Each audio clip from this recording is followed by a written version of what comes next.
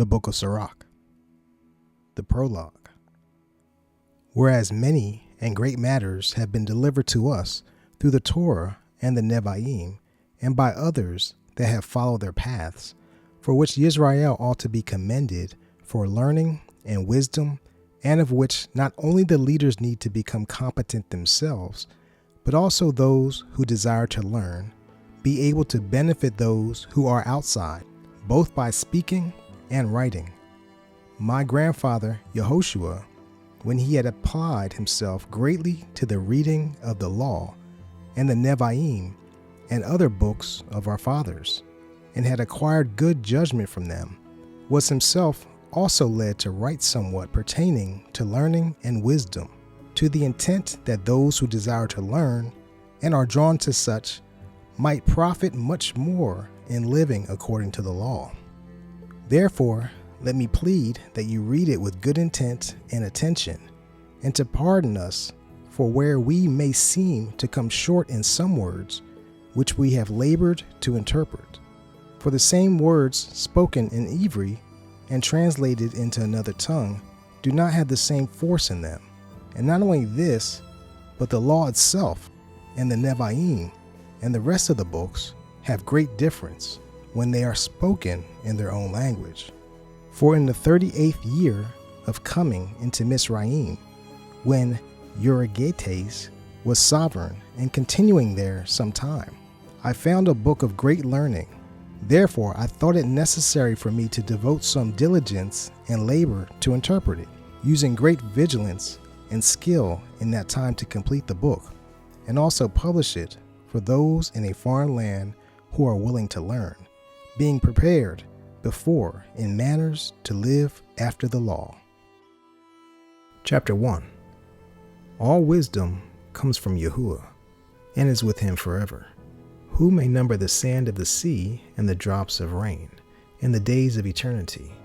Who may search out the height of the Shamayim, and the breadth of the earth, and the deep, and wisdom?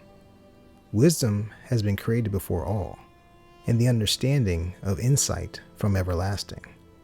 The word of Elohim Most High is the fountain of wisdom, and her ways are everlasting commands. To whom has the root of wisdom been revealed? Or who has known her wise counsels? Unto whom has the knowledge of wisdom been made manifest? And who has understood her great experience?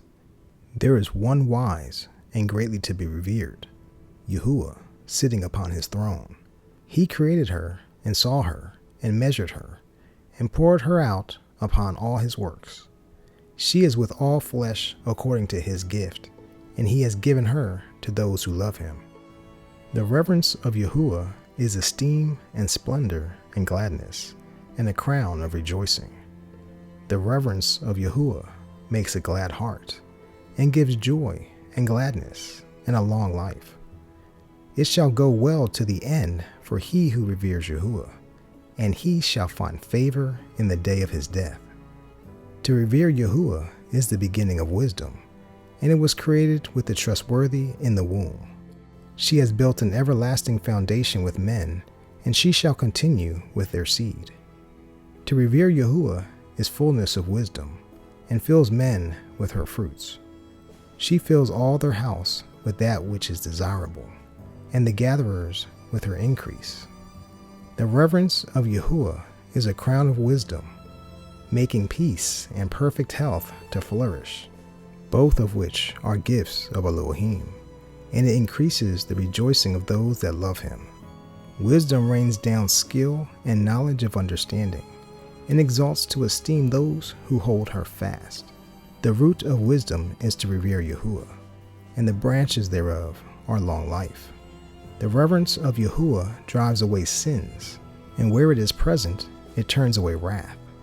A wrathful man cannot be declared right, for the sway of his wrath shall be his destruction.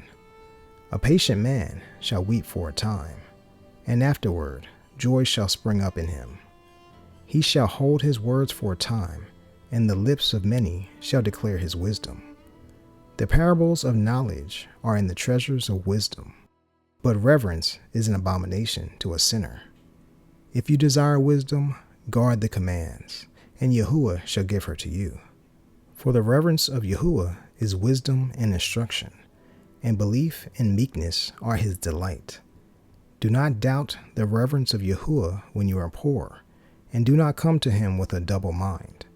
Do not be a hypocrite in the sight of men, and take heed what you speak.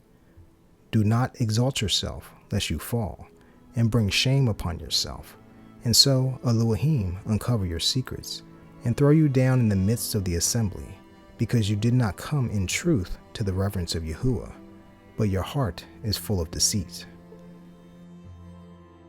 Chapter 2. My son, if you come to serve Yahuwah, prepare your being for trial. Prepare your heart and constantly endure, and do not hasten in time of trouble. Cling to him and do not depart, that you may be increased at your latter end.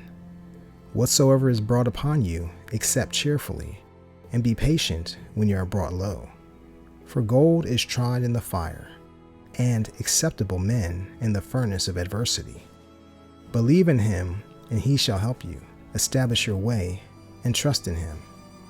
You who revere Yahuwah, wait for his kindness, and do not turn aside lest you fall. You who revere Yahuwah, believe him, and your reward shall not fail. You who revere Yahuwah, have expectancy for good, and for everlasting joy and kindness. Look at the generations of old and see, did any ever trust in Yahuwah and were put to shame? Or did any remain in his reverence and were forsaken? Or whom did he ever despise that he called upon? For Yahuwah is full of compassion and kindness, patient and very tender-hearted, and forgives sins, and saves in time of affliction. Woe unto fearful hearts and faint hands, and the sinner that goes two ways.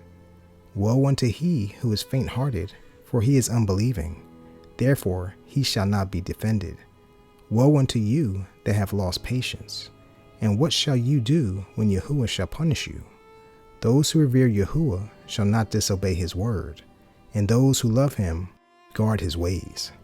Those who revere Yahuwah seek that which is well-pleasing to him, and those who love him shall be filled with the Torah.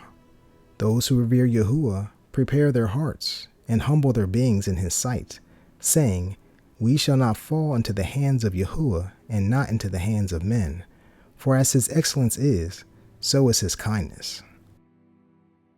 Chapter 3. Hear me, your father, O children, and do accordingly, that you may be safe. For Yahuwah has given the father esteem over the children, and has confirmed the authority of the mother over the sons. Whoever esteems his father makes an atonement for his sins, and he who esteems his mother is as one who stores up treasure. Whoever esteems his father shall have joy from his own children, and when he makes his prayer, he shall be heard. He who esteems his father shall have a long life, and he who is obedient to Yahuwah shall be a comfort to his mother. He who reveres Yahuwah shall esteem his father, and shall do service unto his parents as to his masters. Esteem your father and mother, both in word and deed, that a barakah may come upon you from them. For the barakah of the father establishes the houses of children, but the curse of the mother roots out foundations. Do not rejoice in the shame of your father, for your father's shame is no esteem unto you. For the esteem of a man is from the esteem of his father, and a mother in shame is a reproach to the children. My son, help your father in his age, and do not grieve him as long as he lives. And if his understanding fails, have patience with him, and do not despise him when you are in your full strength. For the relief for your father shall not be forgotten, and instead of sin, it shall be added to build you up. In the day of your affliction it shall be remembered. Your sins also shall melt away, as the ice in the fair warm weather. He who forsakes his father is a blasphemer, and he who despises his mother is cursed of Elohim. My son, go on with your business in meekness, so you shall be beloved of he who approves. The greater you are, the more you humble yourself, and you shall find favor before Yahuwah. Many are in high places and of name, but mysteries are revealed to the meek. For the power of Yahuwah is great, and he is esteemed by the lowly. Do not search out that which is too hard for you, neither seek that which is above your strength. But what is commanded, think upon this with reverence. For it is not necessary for you to see with your eyes that which is secret. Do not be curious in unnecessary matters, for more is revealed to you than men understand. For many are deceived by their own worthless opinion, and evil suspicion has overthrown their judgment. Without eyes there is no light. Do not profess the knowledge which you do not have. A stubborn heart shall suffer evil in the end, and he who loves danger shall perish in it. A hard heart shall be loaded with sorrows, and the wicked man shall heap sin upon sin. In the punishment of the proud there is no remedy, for the plant of wickedness has taken root in him. The heart of the clever shall understand a parable, and an attentive ear is the desire of a wise man. Water shall quench a flaming fire, and kind deeds make an atonement for sins. And he who repays good deeds remembers that which may come after, and when he falls, he shall find a support. Chapter 4. My son, do not rob the poor of his living, and do not allow the needy eyes to wait long. Do not make a hungry being sorrowful, neither provoke a man in his distress. Do not add more trouble to a heart that is tortured, and do not delay to give to he who is in need. Do not reject the supplication of the afflicted, neither turn away your face from a poor man. Do not turn away your eye from the needy, and give him no occasion to curse you. For if he curses you in the bitterness of his being, his prayer shall be heard by he who made him. Earn for yourself the love of the assembly, and bow your head to a great man. Let it not grieve you to bend your ear to the poor, and give him a friendly answer with meekness. Deliver he who suffers wrong from the hand of the oppressor, and do not be faint-hearted when you sit in judgment. Be as a father to the fatherless, and like a husband to their mother. So you shall be as the bane of the Most High, and he shall love you more than your mother does. Wisdom exalts her children, and lays hold of those who seek her. He who loves her loves Kai, and those who seek her early shall be filled with joy. He who holds her fast shall inherit esteem, and whenever she enters, Yahuwah shall barak. Those who serve her serve the Kadash one, and those who love her Yahuwah loves. Whoever gives ear to her shall judge the nations, and he who attends to her shall dwell securely. If a man commits himself to her, he shall inherit her, and his generation shall hold her in possession. For at first she shall walk with him in crooked ways, and bring fear and dread upon him, and punish him with her discipline, until she may trust his being and try him by her laws. Then she shall return him to the straight way, and comfort him, and show him her secrets. But if he goes wrong, she shall forsake him, and give him over to his own ruin. Watch for opportunity, and beware of evil. And do not be ashamed when it concerns your being. For there is shame that brings sin, and there is shame which is esteem and favor. And do not show partiality against your being, and do not let the fear of any man cause you to fall. And do not refrain to speak when there is occasion to do good.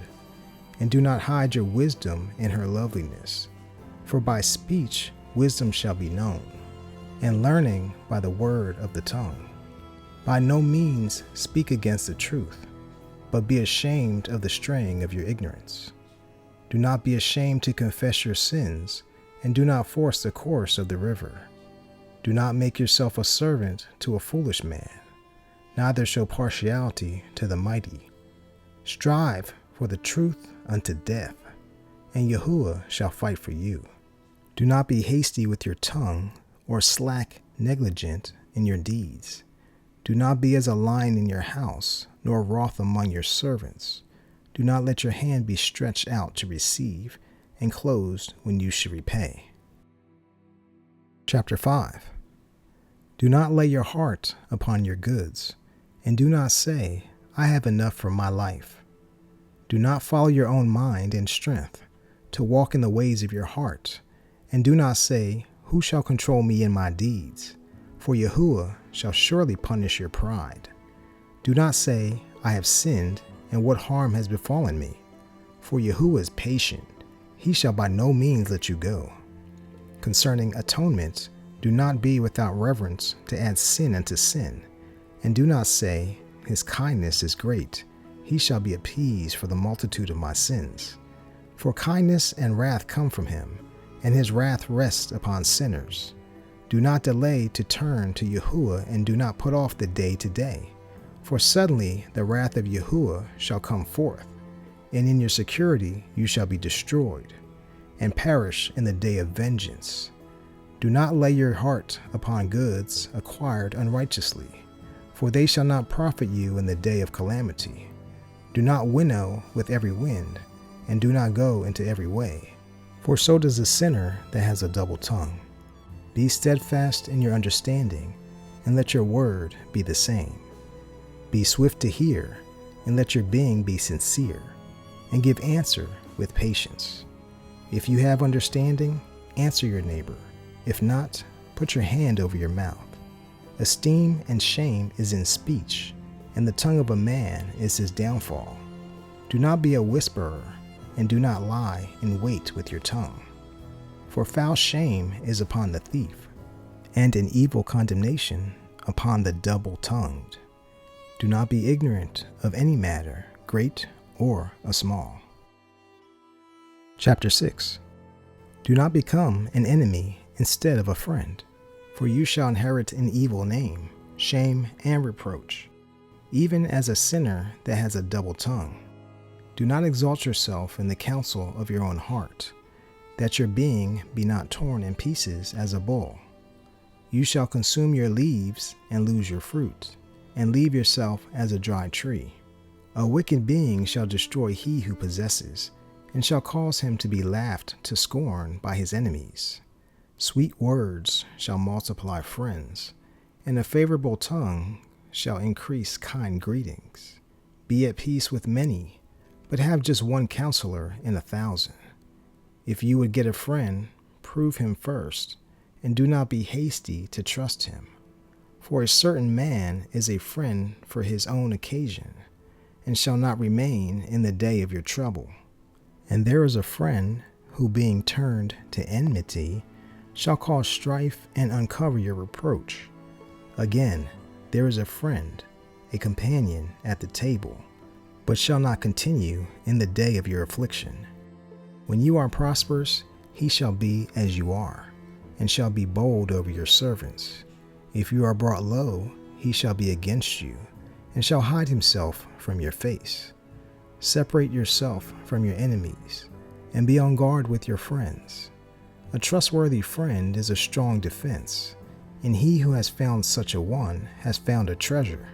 There is none that makes up for a trustworthy friend, and his worth is invaluable. A trustworthy friend is the healing of life, and those who revere Yahuwah shall find him.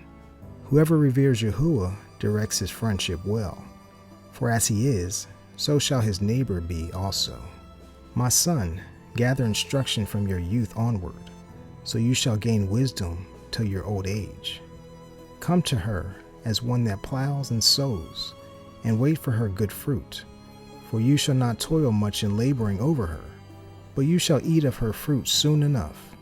She is very unpleasant to the unlearned. He who is without understanding shall not remain with her. She shall lay upon him as a mighty stone of trial, and he shall throw her from him before long. For wisdom is according to her name, and she is not revealed to many. Listen, my son, receive my advice, and do not refuse my counsel, and put your feet into her shackles, and your neck into her chain. Bow down your shoulder and bear her, and do not be grieved with her bonds. Come to her with your whole heart, and guard her ways with all your strength. Search and seek, and she shall be made known unto you. And when ye have taken hold of her, do not let her go. For in the end you shall find her rest, and that shall turn out for your joy. Then her shackles shall be a strong defense for you, and her chains a robe of esteem. For there is a golden ornament upon her, and her bands are purple lace. You shall put her on as a robe of esteem, and shall lay her upon you as a crown of joy. My son, if you allow, you shall be taught, and if you apply your mind, you shall be clever. If you love to listen, you shall receive understanding, and if you bow your ear, you shall be wise. Stand in the group of the elders, and cling to he who is wise. Be willing to hear every worthy discourse, and do not let the parables of understanding escape you. And if you see a man of understanding, get yourself to him early, and let your feet wear out his doorstep. Let your mind be upon the laws of Yahuwah, and consider his commands continually. He shall establish your heart, and give you the wisdom you desire. Chapter 7. Do no evil, so no harm shall come to you. Depart from the unrighteous, and evil shall turn away from you. My son, do not sow upon the furrows of unrighteousness, and you shall not reap them sevenfold. Do not seek superiority from Yahuwah, neither of the royal seat of esteem. Do not declare yourself right before Yahuwah, and do not boast of your wisdom before the sovereign. Do not seek to be judge, being unable to remove evil, lest at any time you be partial to the mighty, a stumbling block in the way of your uprightness. Do not cause the crowd of a city to stumble, and then you shall not be brought low among the people. Do not bind one sin upon another, for not one shall go unpunished. Do not say, Elohim shall look upon the multitude of my offerings, and when I offer to the Most High Elohim, he shall accept it. Do not be faint-hearted when you make your prayer, and do not neglect to give in kindness. Mock no man in the bitterness of his being, for there is one who humbles and exalts. Do not plan a lie against your brother, neither do likewise to your friend. Refuse to make any manner of lie, for the way of this is not good. Do not use many words among a multitude of elders, and do not make much babbling when you pray. Do not hate laborious work, neither work of the land, which the Most High has ordained. Do not number yourself among the crowd of sinners, but remember that wrath shall not delay. Humble yourself greatly, for the punishment of the wicked is fire and worms. Do not exchange a friend for goods by any means, neither a trustworthy brother for the gold of Ophir. Do not forsake a wise and good woman, for her favor is above gold. When your servant works trustworthily, do not mistreat him, nor the hired man that gives himself completely for you. Let your being love a good servant, and do not withhold his freedom. Do you have cattle? Keep an eye on them, and if they are for your profit, keep them with you. Do you have children? Instruct them, and bow their neck from their youth. Do you have daughters? Look after their body, and do not be too generous toward them. Give your daughter in marriage, and you shall have performed a weighty matter, but give her to a man of understanding. Do you have a wife in mind? Do not forsake her, and do not give yourself over to an easy woman. Esteem your father with your whole heart, and do not forget the sorrows of your mother. Remember that you were brought forth by them, and how would you repay them what they have done for you? Revere Yahuwah with all your being, and revere his Kohanim. Love he who made you with all your strength, and do not forsake his servants. Revere Yahuwah and honor the Kohen, and give him his portion as it is commanded you, the firstfruits, and the guilt offering, and the wave offering, and the Kodesh offering, and the firstfruits of Kodeshah, and stretch out your hand to the poor, that your barakah may be perfected. A gift has favor in the sight of every living man, and do not hold back for the dead. Do not fail to accompany those who weep, and mourn with those who mourn. Do not be slow to visit the sick, for that shall cause you to be loved. Whatever you take in hand, remember the end, and you shall never do wrong. Chapter 8. Do not strive with a mighty man, lest you fall into his hands. Do not quarrel with a wealthy man, lest he outweigh you. For gold has destroyed many, and twisted the hearts of sovereigns. Do not strive with a man that is a babbler, and do not heap wood upon his fire. Do not jest with a rude man, lest your ancestors be shamed. Do not reproach a man that turns from his sin, but remember that we are all worthy of punishment. Do not shame a man in his old age, for even some of us grow old. Do not rejoice over the death of your greatest enemy, but remember that we all die. Do not despise the discourse of the wise, but acquaint yourself with their proverbs, for from them you shall learn instruction, and how to serve great men with ease. Do not avoid the discourse of the elders, for they also learn from their fathers, and from them you shall learn understanding, and to give answer as needed. Do not kindle the coals of a sinner, lest you be burned with the flame of his fire.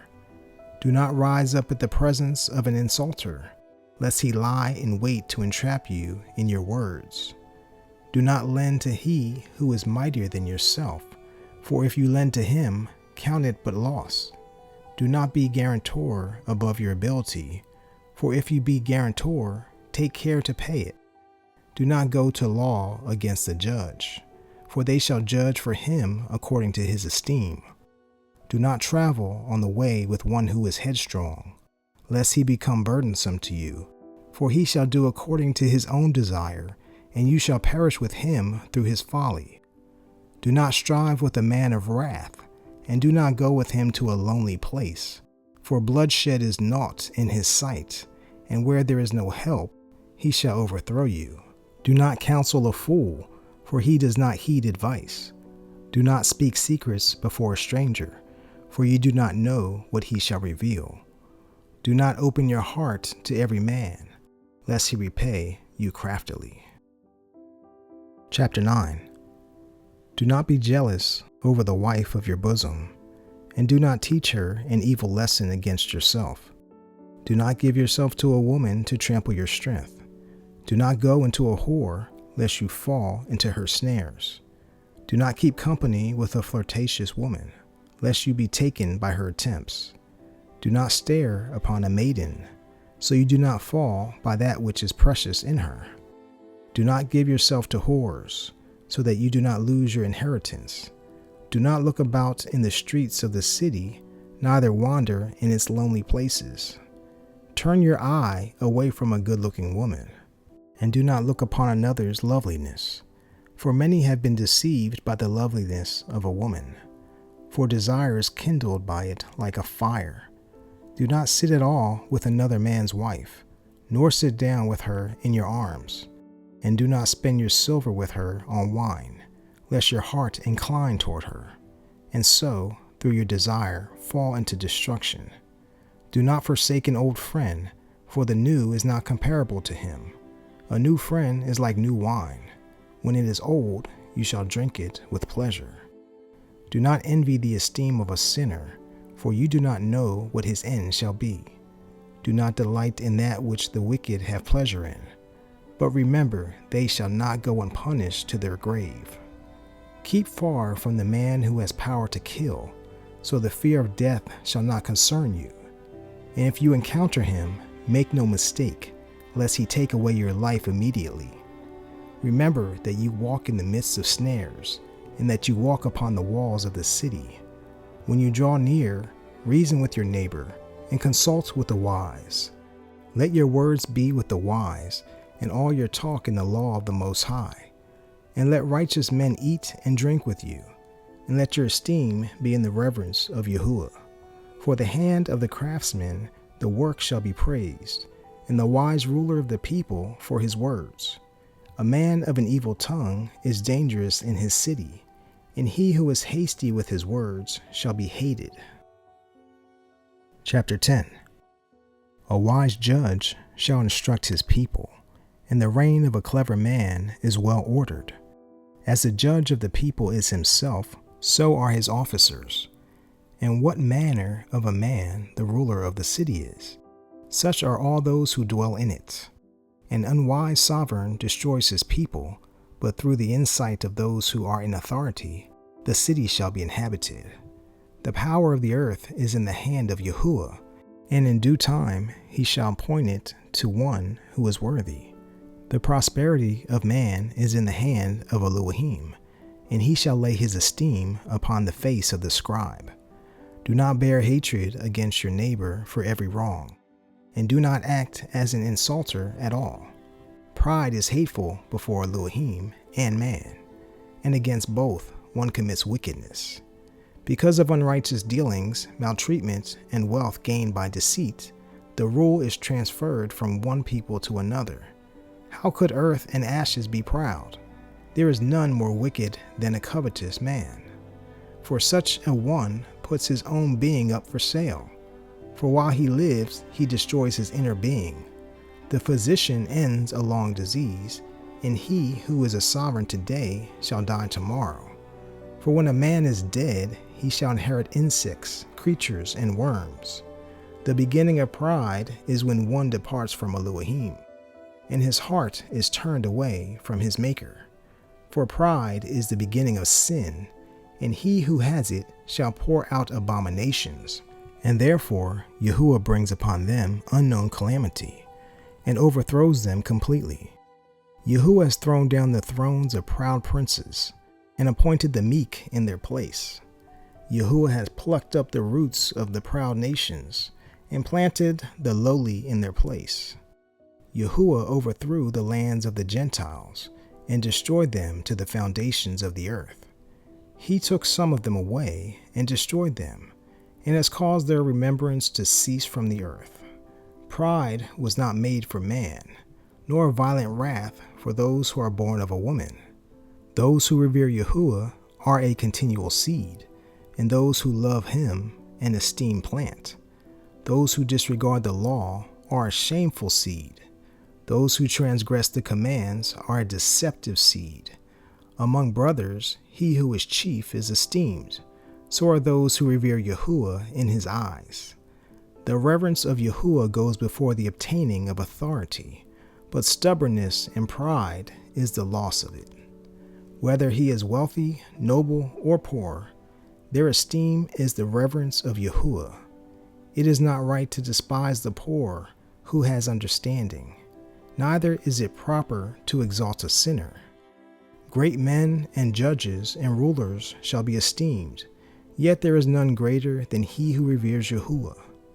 Those who are free shall do service to the servant that is wise, and he who has knowledge shall not grumble when he is instructed. Do not be overwise in doing your business, and do not boast in the time of your distress. Better is he who labors and overflows in all, than he who boasts and lacks bread. My son, esteem your being in meekness, and give it respect according to its quality. Who shall declare right he who sins against his own being? And who shall esteem he who shames his own life? The poor man is esteemed for his skill, and the wealthy man is esteemed for his wealth. He who is esteemed in poverty, how much more in wealth? And he who is ashamed in wealth, how much more in poverty? Chapter 11. Wisdom lifts up the head of he who is of low degree, and makes him to sit among great men. Do not commend a man for his good looks, neither despise a man for his outward appearance. The bee is little among those that fly, but her fruit is the first of that which is sweet. Do not boast of your garments and clothes, and do not exalt yourself in the day of esteem. For the works of Yahuwah are wondrous, and his works among men are hidden. Many sovereigns have sat down on the ground, and one that was never considered has worn the crown. Many mighty men have been greatly shamed, and those esteemed delivered into other men's hands. Do not accuse before you have examined the truth. Understand first and then reprove. Do not answer before you have heard the case, neither interrupt men in the middle of speaking. Do not strive in a matter that does not concern you, and do not sit in judgment with sinners. My son, do not engage in many matters, for if you strive greatly, you shall not be innocent, and if you pursue, you shall not obtain, neither shall you escape by fleeing. There is one who labors and struggles and hurries, and is so much more behind. Again, there is another that is slow and needs help, lacking skill and full of poverty. Yet the eye of Yahuwah looks upon him for good, and raises him up from his humiliation, and lifts his head from misery, so that many see his peace over all this. Prosperity and adversity, life and death, poverty and wealth come from Yahuwah. Wisdom, knowledge, and understanding of the law are of Yahuwah. Love and the way of good works are from him. Sin and darkness had their beginning together with sinners, and evil shall grow old with those who boast in them.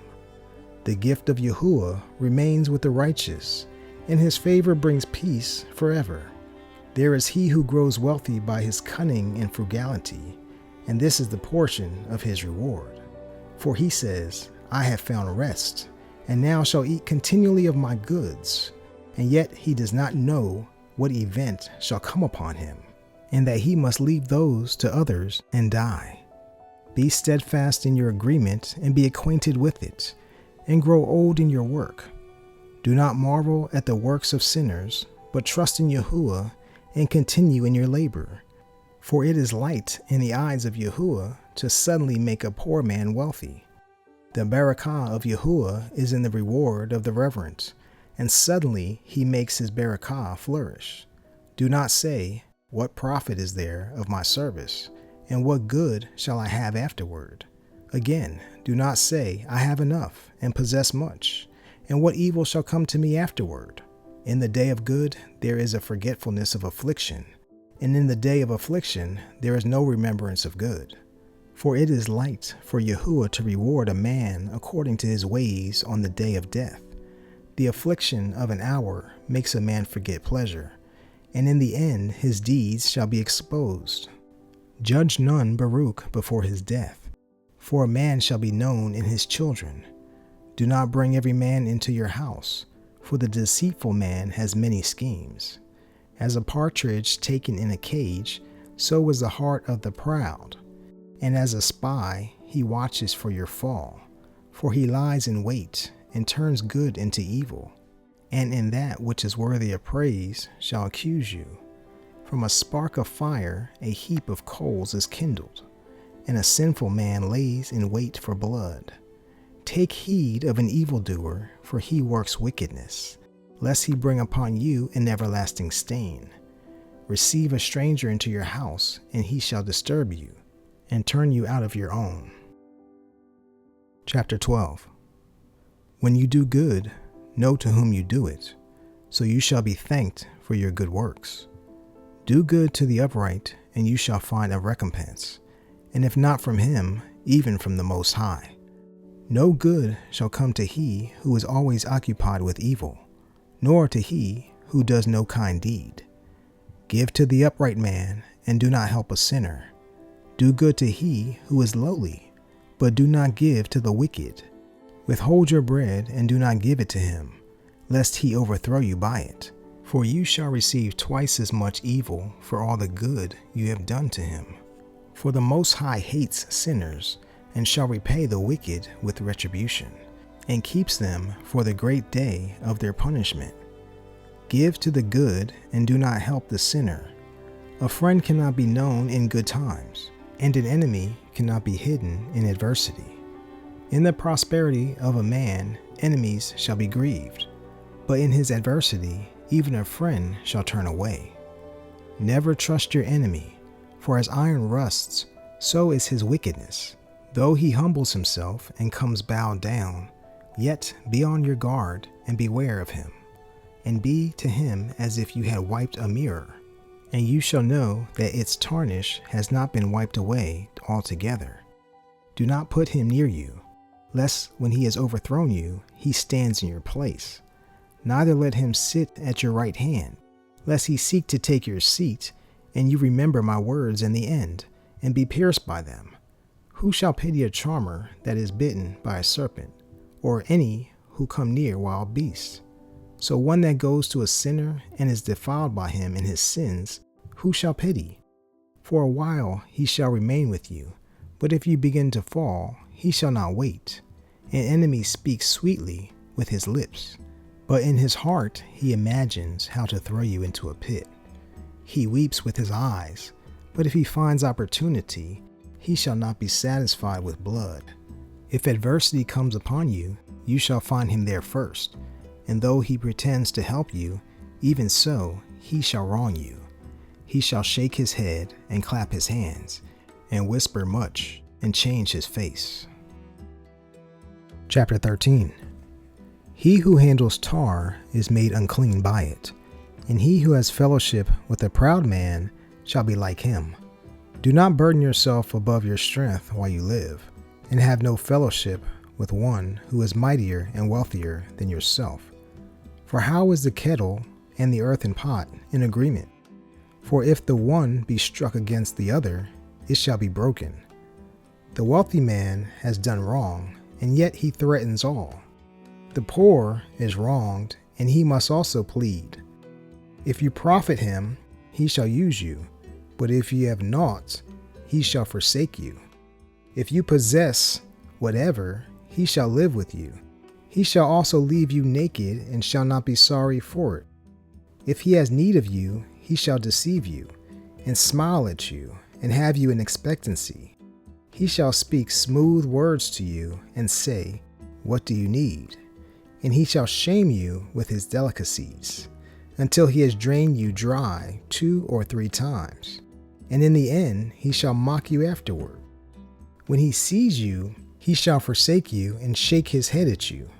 Beware that you are not deceived and brought down in your rejoicing. If you are invited by a mighty man, withdraw yourself, and he shall invite you so much more. Do not push yourself on him, lest you be turned away. Do not stand far off, lest you be forgotten. Do not be eager to be equal to him in speech, and do not believe his many words. For with much talk he shall persuade you, and smiling at you shall draw out your secrets. But cruelly he shall lay up your words, and not spare to do you harm, and deliver you up. Observe, and be on your guard, for you walk in danger of being overthrown. When you hear these, awake from your sleep. Love Yahuwah all your life, and call upon him for your deliverance. Every beast loves its kind, and every man loves his neighbor. All flesh associates according to kind, and a man shall cling to those like himself. What fellowship has the wolf with the lamb? So the sinner with the righteous. What agreement is there between the hyena and a dog? And what peace between the wealthy and the poor? As the wild donkey is the lion's prey in the wilderness, so the wealthy eat up the poor. As the proud hate humility, so does the wealthy abhor the poor. A wealthy man beginning to fall is supported by his friends, but a poor man fallen is pushed away by his friends. When a wealthy man is fallen, he has many helpers. He speaks words not to be spoken, and yet men declare him right. The poor man slips, and yet they also rebuke him. He speaks wisely, but is not heeded. When a wealthy man speaks, every man holds his tongue. And look what he says, they exalt it to the clouds. But if the poor man speaks, they say, What fellow is this? And if he stumbles, they shall help to overthrow him. Wealth is good to he who has no sin, and poverty is evil in the mouth of the wicked. The heart of a man changes his face, whether it be for good or evil. And a glad heart makes a good face. A good face is a sign of a heart that is good, and the searching out of parables is a wearisome labor of the mind. Chapter 14. Baruch is the man that has not slipped with his mouth, and is not pierced with the great number of sins. Baruch is he whose conscience has not condemned him, and who has not fallen from his expectancy in Yahuwah. Wealth is not fitting for a miser, and what should an envious man do with silver? He who gathers by depriving his own being, gathers for others that shall spend his goods loosely. He who is evil to himself, to whom shall he be good? He shall not take pleasure in his goods. There is none worse than he who envies himself, and this is to repay for his wickedness. And if he does good, he does it unwillingly, and in the end he shall declare his wickedness. The greedy man has an evil eye. He turns away his face and despises men. A covetous man's eye is not satisfied with his portion, and the wickedness of the wicked dries up his being. A wicked eye is greedy for bread, and he is a miser at his table. My son, according to your ability, do good to yourself, and give Yahuwah his due offering. Remember that death shall not be long in coming, and that the promise of the grave is not revealed to you. Do good to your friend before you die, and according to your ability, stretch out your hand and give to him. Do not deprive yourself of a good day, and do not let the share of a good desire overlook you. Shall you not leave your hardships to another, and your labors to be divided by lot? Give and take, and kadosh your being, for there is no seeking delicacies in the grave. All flesh grows old as a garment, for the promise from the beginning is, you shall die in death. As the green leaves on a thick tree, some fall and some grow. So is the generation of flesh and blood. One comes to an end, and another is born. Every work rots and eats away, and the worker of it shall go likewise. Baruch is the man who meditates on goodness and wisdom, and thinks upon Kodesh matters with his understanding. He who considers her ways in his heart shall also have understanding of her secrets. Go after her as one that follows, and lie in wait on her ways. He who peers in her windows shall also listen at her doors. He who lodges near her house shall also fasten a peg on her walls. He shall pitch his tent near to her, and shall lodge in a lodging where goodness is. He shall put his children under her shelter, and shall lodge under her branches. By her he shall be covered from heat, and in her esteem he shall dwell. Chapter 15. He who reveres Yahuwah shall do good, and he who has the knowledge of the law shall obtain her. And as a mother she shall meet him, and receive him as a wife married in maidenhood. With the bread of understanding she shall feed him, and give him the water of wisdom to drink. He shall be visited by her, and shall not be moved, and shall rely on her, and shall not be ashamed. She shall exalt him above his neighbors, and she shall open his mouth in the midst of the assembly. He shall find joy and a crown of gladness, and she shall cause him to inherit an everlasting name. But foolish men shall not obtain her, and sinners shall not see her, for she is far from pride, and men that are liars cannot remember her. Praise is not fitting for the mouth of a sinner, for it was not sent to him by Yahuwah. For praise shall be uttered in wisdom, and Yahuwah shall make it prosper. Do not say, it is because of Yahuwah that I fell away, for you ought not to do that which he hates. Do not say, he has caused me to stray, for he has no need of the sinful man. Yahuwah hates all abomination, and those who revere Elohim do not love it. He himself made man from the beginning, and left him in the hand of his own counsel. So you shall guard the commands and act trustworthily. He has put fire and water before you. Stretch out your hand to which you choose.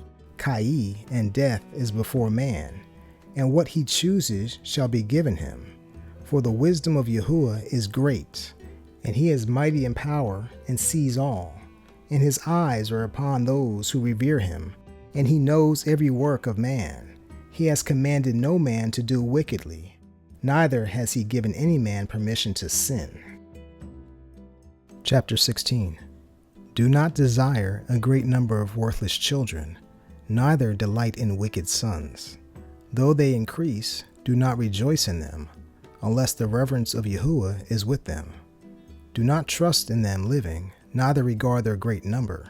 For one that is righteous is better than 1,000, and it is better to die without children than to have those who are wicked. For by one that has understanding, the city shall be filled. But the offspring of the wicked shall be quickly laid waste. Many such matters I have seen with my eyes, and my ear has heard greater than these. In the assembly of the wicked a fire shall be kindled, and in a rebellious nation wrath is lit on fire. He was not appeased toward the giants of old, who fell in the strength of their foolishness. Neither did he spare the place where Lot sojourned, but loathed them for their pride. He had no compassion for the people of destruction, who were taken away in their sins, nor the 600,000 foot soldiers who were gathered together in the hardness of their hearts. And if there is one stiff-necked among the people, it is marvel if he escapes unpunished. For kindness and wrath are with him. He is mighty to forgive and to pour out displeasure. As his kindness is great, so is his discipline also. He judges a man according to his works.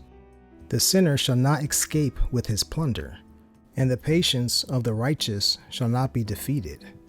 Make room for every act of kindness, for everyone shall receive according to his works. Yahuwah hardened Pharaoh, that he should not know him, that his mighty works might be known to the world. His kindness is revealed to every creature, and he has separated his light from the darkness, and is unbreakable. Do not say, I shall hide myself from Yahuwah. Shall any remember me from above? I shall not be remembered among so many people. For what is my being among such a limitless number of creatures? See, the Shamayim and the Shamayim of Shamayim, the deep and the earth, and all that is in it, shall be moved at his visitation. The mountains and fountains of the earth shall also be shaken with trembling, when Yahuwah looks upon them. No heart may think upon these worthily, and who is able to perceive his ways? It is a whirlwind that no man sees, for most of his works are hidden. Who shall declare the works of his righteousness, or who shall endure them? For his decree is far off, and the trial of all is at the end. He who lacks understanding shall think upon emptiness, and a foolish man straying plots foolishness. My son, listen to me and learn knowledge, and know my words in your heart. I shall present instruction by measure, and declare his knowledge exactly. The works of Yahuwah are done in right ruling from the beginning, and from the time he made them he laid out their parts. He decorated his works forever, and in his hand are the beginning of them to all generations. They neither labor nor are weary, nor cease from their works.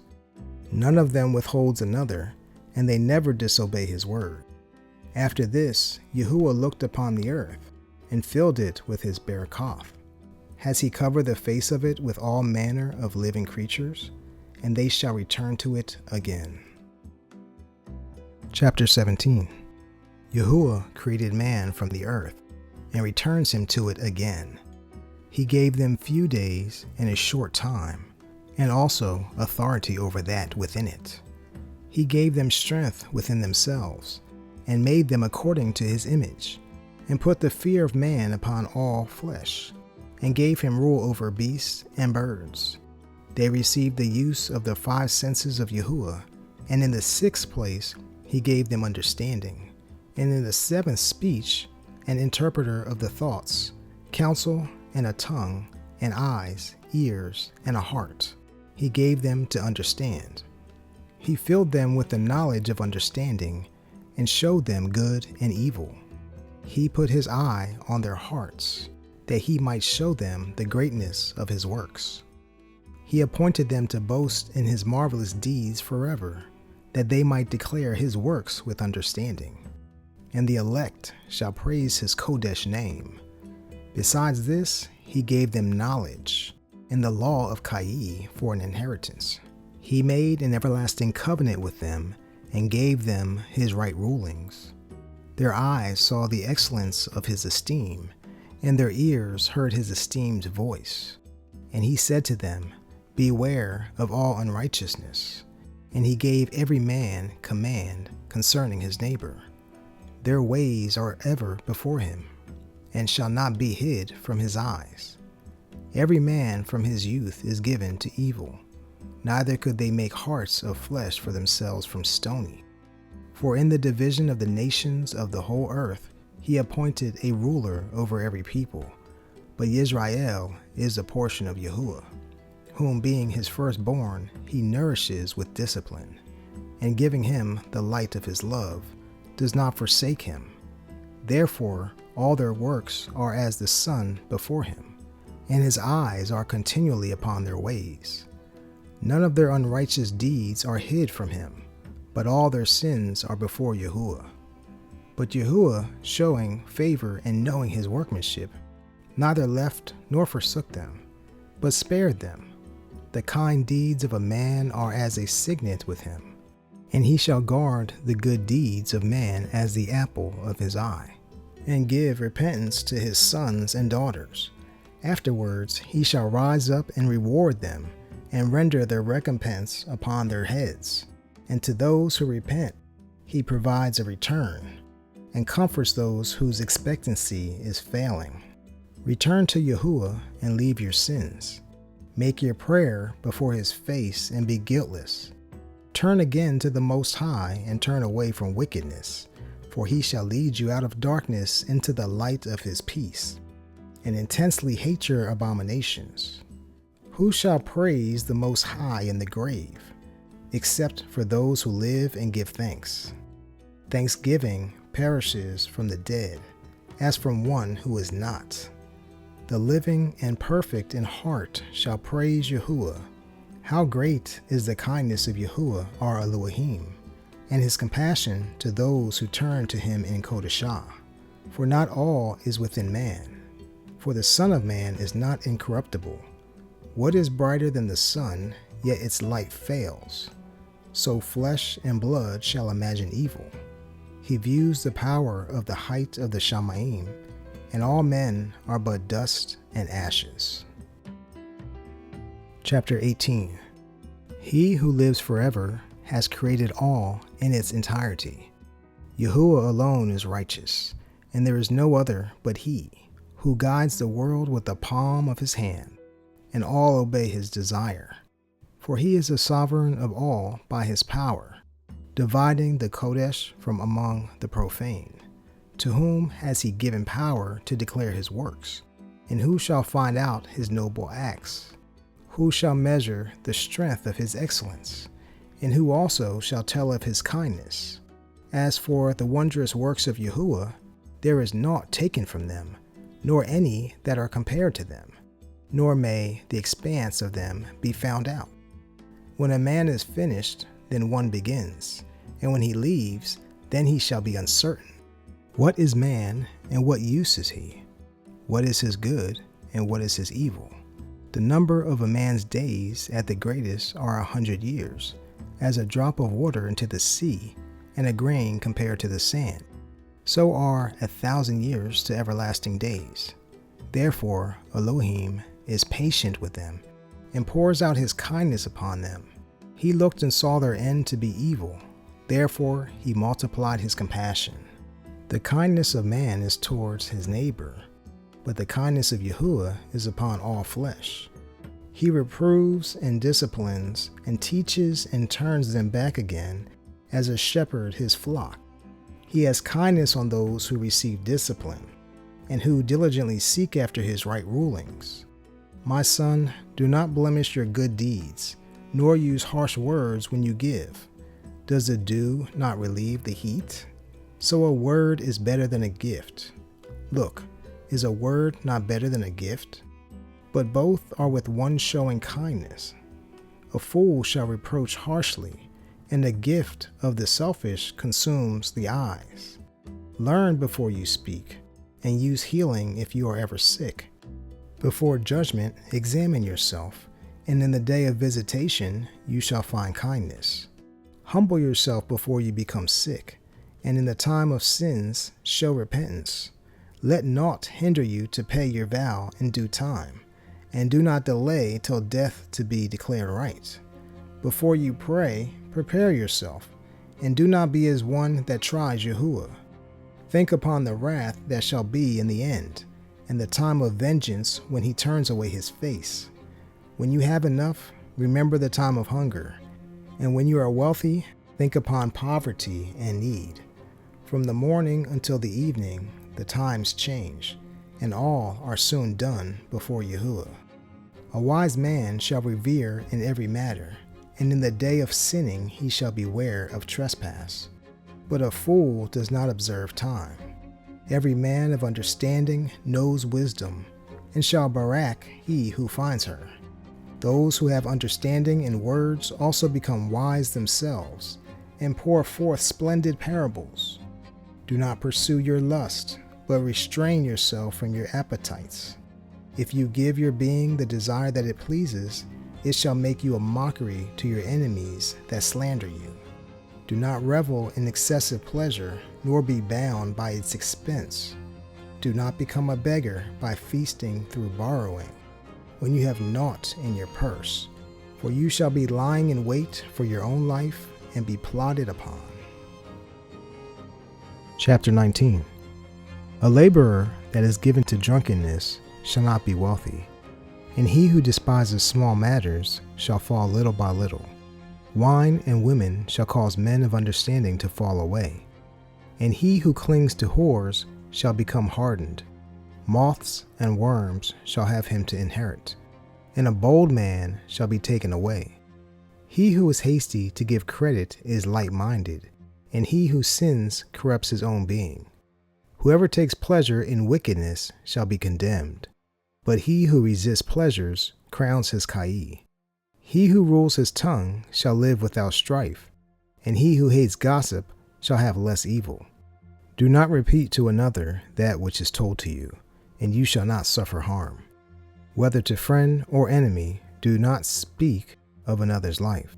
And if you may, without offense, do not reveal them. For if he hears and sees you, so in time to come he shall hate you. If you have heard a word, let it die with you, and be brave, it shall not burst you. A fool struggles with a word, as a woman in labor with a child. As an arrow that sticks in a man's thigh, so is a word inside a fool. Admonish a friend, it may be he has not done it, and if he has done it, that he does it no more. Admonish your friend, it may be he has not said it, and if he has, that he does not speak it again. Admonish a friend, for many times it is slander, and do not believe every whisper. There is one that slips in his speech, but not from his heart. And who is he who has not offended with his tongue? Admonish your neighbor before you threaten him, and not be wroth. Give place to the law of the Most High. The reverence of Yahuwah is the beginning of acceptance, and wisdom obtains his love. The knowledge of the commands of Yahuwah is the instruction of Kai, and those who do that which pleases him shall receive the fruit of the tree of immortality. The reverence of Yahuwah is complete wisdom, and in all wisdom is the doing of the law, and the knowledge of his mightiness. If a servant says to his master, I shall not do as it pleases you, though afterward he does it, he angers him who feeds him. The knowledge of wickedness is not wisdom, nor at any time is insight the counsel of sinners. There is a wickedness, and such is an abomination, and there is a fool lacking in wisdom. He who has little understanding and reveres Elohim is better than one that has much wisdom and transgresses the law of the Most High. There is a delicate craftiness, and the same is unrighteous. And there is one that turns aside to make judgment appear.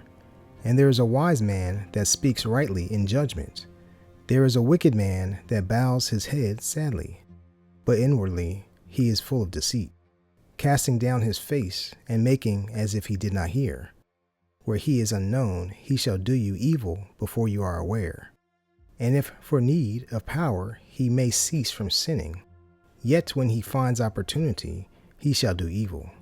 A man may be known by his appearance, and one that has understanding by his face when you meet him. A man's dress and excessive laughter and walk reveal what he is.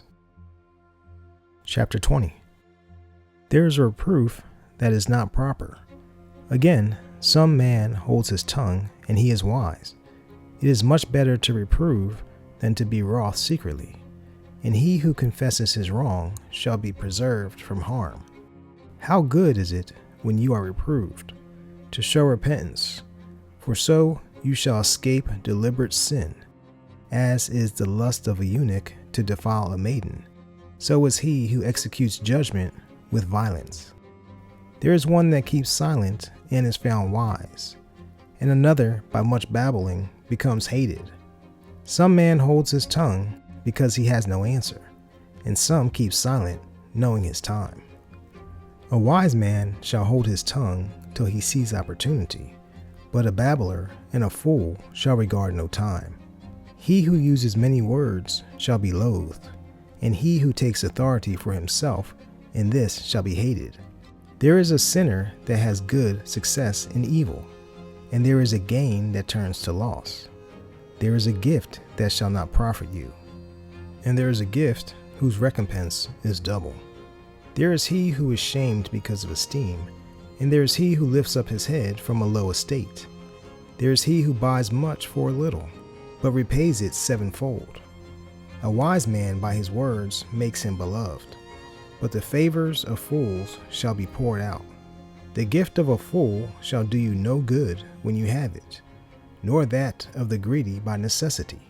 For he looks to receive much for one. He gives little and insults greatly. He opens his mouth as an accuser. Today he lends, and tomorrow he shall ask it again. Such a one is to be hated of Elohim and man. The fool says, I have no friends. I have no thanks for all my good deeds, and those who eat my bread speak evil of me. How often and by how many shall he be mocked? For he does not know what it is to have, and it is all the same to him as if he did not have. To slip upon a pavement is better than to slip with the tongue. So shall the fall of the wicked come speedily. An untimely word shall always be in the mouth of the unwise. A wise word shall be rejected when it comes from the mouth of a fool, for he shall not speak it in its season. There is he who hindered from sinning through poverty, and when he takes rest, he is not troubled. There is he who destroys his own being through shame, and overthrows himself by showing partiality. There is he who promises to his friend from shame, and makes him his enemy for naught. A lie is an unclean stain within a man, yet it is continually in the mouth of the unlearned. A thief is better than a man who is known to lie, but they shall both inherit destruction. The way of a liar is humiliation, and his shame is ever with him. With his words a wise man shall promote himself to esteem, and he who has understanding shall please great men. He who tills his land shall increase his heap, and he who pleases great men shall receive pardon for wrong. Presents and bribes blind the eyes of the wise, and stop up his mouth so he cannot reprove. Wisdom that is hidden and treasure that is hoarded up, what profit is there in either? Better is he who hides his folly than a man who hides his wisdom. Enduring patience in seeking Yahuwah is better than he who leads his life without a guide. Chapter 21. My son, have you sinned? Do so no more, but ask forgiveness for your former sins. Flee from sin as from the face of a serpent, for if you come too close to it, it shall bite you. The teeth of it are as the teeth of a lion, slaying the beings of men. All wickedness is as a two-edged sword, the wounds of which cannot be healed. Fear and wickedness shall waste wealth. Therefore the house of the proud shall be made desolate. A prayer out of a poor man's mouth reaches the ears of Elohim, and his right ruling comes speedily. He who hates to be reproved is in the path of sinners, but he who reveres Yahuwah shall repent from his heart. A learned man is known far and near, and a man of understanding knows when he slips. He who builds his house with another man's silver is like one that gathers stones for the tomb of his burial. The assembly of the wicked is like tow wrapped together, and their end is a flame of fire to destroy them. The way of sinners is paved with stones, but at the end of it is the pit of Sheol. He who guards the law of Yahuwah gains understanding from it, and the perfect reverence of Yahuwah is wisdom. He who is not wise cannot be taught, but there is a knowledge which multiplies bitterness. The knowledge of a wise man shall increase as a flood, and his counsel is like a pure fountain of life. The inward parts of a fool are like a broken vessel, and he shall hold no knowledge as long as he lives. If a skilled man hears a wise word, he commends it and adds to it. But when one of no understanding hears it, it displeases him, and he throws it behind his back. The talking of a fool is like a burden on the way, but favor shall be found in the lips of the wise. They inquire at the mouth of the wise in the assembly, and they shall consider his words in their heart. As is a house that is destroyed, so is wisdom to a fool, and the knowledge of the unwise are words without sense. Instruction to fools is as chains on the feet, and like shackles on the right hand. A fool lifts up his voice with laughter, but a wise man hardly smiles a little. Learning is to a wise man as an ornament of gold, and like a bracelet upon his arm. The foot of a fool hurries into his house, but a diligent man is ashamed of him. A fool shall peep at the door into the house, but he who is disciplined shall stand outside. It is the disrespect of a man to listen at the door, but a wise man shall be grieved with the shame. The lips of gossipers speak that which does not pertain to them, but the words of those who have understanding are weighed in the balance. The heart of fools is in their mouth, but the mouth of the wise is in their heart. When the wicked curses an adversary, he curses his own being. A whisperer defiles his own being and is hated wherever he dwells. Chapter 22. A lazy man is compared to a filthy stone, and all shall hiss him to shame. An idle man is compared to the filth of a dunghill. Every man that picks it up shall shake off his hand. An undisciplined man is the shame of his father that brought him forth, and a daughter is brought forth to his loss. A wise daughter brings an inheritance to her husband, but she who lives dishonestly is her father's heaviness. She who is bold shames both her father and her husband, and they shall both despise her. An untimely word is music in mourning, but blows and discipline by wisdom are never untimely. Whoever teaches a fool is as one who glues a potsherd together, and as he who wakes one from a sound sleep. He who speaks a word to a fool speaks to one in a slumber. When he has spoken a word, he shall say, "What is this word?" If children live decently and have means, they shall cover the lowliness of their parents. But children, being haughty through pride and lacking discipline, stain the nobility of their relatives. Weep for the dead, for he has lost the light, and weep for the fool, for he lacks understanding. Make little weeping for the dead, for he is at rest, but the life of the fool is worse than death. 7 days men shall mourn for the dead, but all the days of his life for a fool and a wicked man. Do not speak much with a fool, and do not go to he who has no understanding. Beware of him, lest you have trouble, and you shall never be defiled with his foolishness. Depart from him, and you shall find rest, and never be worried with madness. What is heavier than lead? And what is its name but a fool? Sand and salt, and a mass of iron is easier to bear than a man without understanding. As timber girded and bound together in a building cannot be loosed with shaking, so the heart that is established by wise counsel shall fear at no time. A heart rested upon a thought of understanding is as lovely plastering on the wall of the gallery. Fences put on a high place shall never stand against the wind. So a fearful heart in the mind of a fool cannot stand against any fear. He who pricks the eye makes tears fall, and he who pricks the heart makes it show her knowledge. Whoever throws a stone at the birds frightens them away, and he who reproaches his friend breaks a friendship. Though you draw a sword against your friend, yet do not despair, for there may be a returning. If you have opened your mouth against your friend, do not fear, for there may be an atonement, except for reproach or pride or disclosing secrets or a deadly wound. For these matters every friend shall depart. Be trustworthy to your neighbor in his poverty, that you may rejoice in his prosperity. Remain steadfast with him in the time of his distress, that you may be heir with him in his inheritance.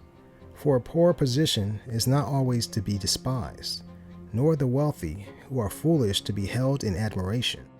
As the clouds and smoke of a furnace goes before the fire, so reveling before blood. I shall not be ashamed to defend a friend, nor shall I hide myself from him. But if any evil comes upon me because of him, every one that hears it shall beware of him. Who shall appoint a guard before my mouth, and a seal of wisdom upon my lips, so I do not suddenly fall by them, and that my tongue does not destroy me? Chapter 23. O Yahuwah, Father and Athon of all my Kai, do not leave me to their counsels, and do not let me fall by them. Who shall appoint whips over my thoughts, and the discipline of wisdom over my heart, that they do not spare me for my ignorances, and it does not pass by my sins, lest my ignorances increase, and my sins multiply to my destruction, and I fall before my adversaries, and my enemy rejoice over me, whose expectancy is far from your kindness. O Yahuwah, Father and Elohim of my Kai, do not give me a proud look, but always turn your servants away from a haughty mind. Turn me away from the worthless expectation and lust, and you hold up he who desires to always serve you. Do not let the gluttony of the stomach nor lust of the flesh take hold of me, and do not give me, your servant, over to a hardened heart. Hear, O you children, the instruction of the mouth. He who guards it shall never be overtaken with his lips. The sinner shall be left in his foolishness. Both the speaker of evil and the proud shall fall by it. Do not accustom your mouth to swearing, nor use the name of the Kadosh One. For as a servant that is continually beaten shall not be without a bruise, so he who swears naming Elohim continually shall not be guiltless. A man that swears much is filled with wickedness, and the plague shall never depart from his house. If he transgresses, his sin shall be upon him, and if he does not acknowledge his sin, he commits a double offense. And if he swears in vain, he shall not be innocent, but his house shall be filled with calamities. There is a word that is clothed with death. Elohim grant that it not be found in the inheritance of Yaakov. For all such matters shall be far from the reverent, and they shall not wallow in their sins. Do not use your mouth to swear rashly, for in these words there is sin. Remember your father and your mother when you sit among great men. Do not be forgetful before them, and so, by your habit, become a fool, and wish that you had not been born, and curse the day of your birth. The man who is accustomed to insulting words shall never be instructed all the days of his life. Two kinds of men multiply sin, and the third shall bring wrath. A heated spirit as a burning fire shall never be quenched till it is consumed. One who whores in the body of his flesh shall never cease till he has kindled a fire. All bread is sweet to those who whore, he who does not cease till he dies. An adulterer says thus in his heart, who sees me? I am surrounded with darkness. The walls cover me, and no one sees me. What do I need to fear? The Most High shall not remember my sins. Such a man only fears the eyes of men, and does not know that the eyes of Yahuwah are 10,000 times brighter than the sun. watching all the ways of men, and observing the most secret places. He knew all when they were created. So after they were accomplished, he looked upon them all. This man shall be punished in the streets of the city, and he shall be taken where he does not suspect. So it shall also be for the wife that leaves her husband, and brings forth an heir by another. For firstly, she has disobeyed the law of the Most High, and secondly, she has trespassed against her own husband, and thirdly, she has committed whoring by adultery, and brought forth children by another man. She shall be brought out into the assembly, and inquiry shall be made of her children. Her children shall not take root, and her branches shall not bring forth fruit. She shall leave a cursed remembrance, and her reproach shall not be blotted out. And those who remain shall know that there is none better than the reverence of Yahuwah, and that there is naught sweeter than to guard the commands of Yahuwah. It is great esteem to follow Yahuwah, and to be accepted by him is long life.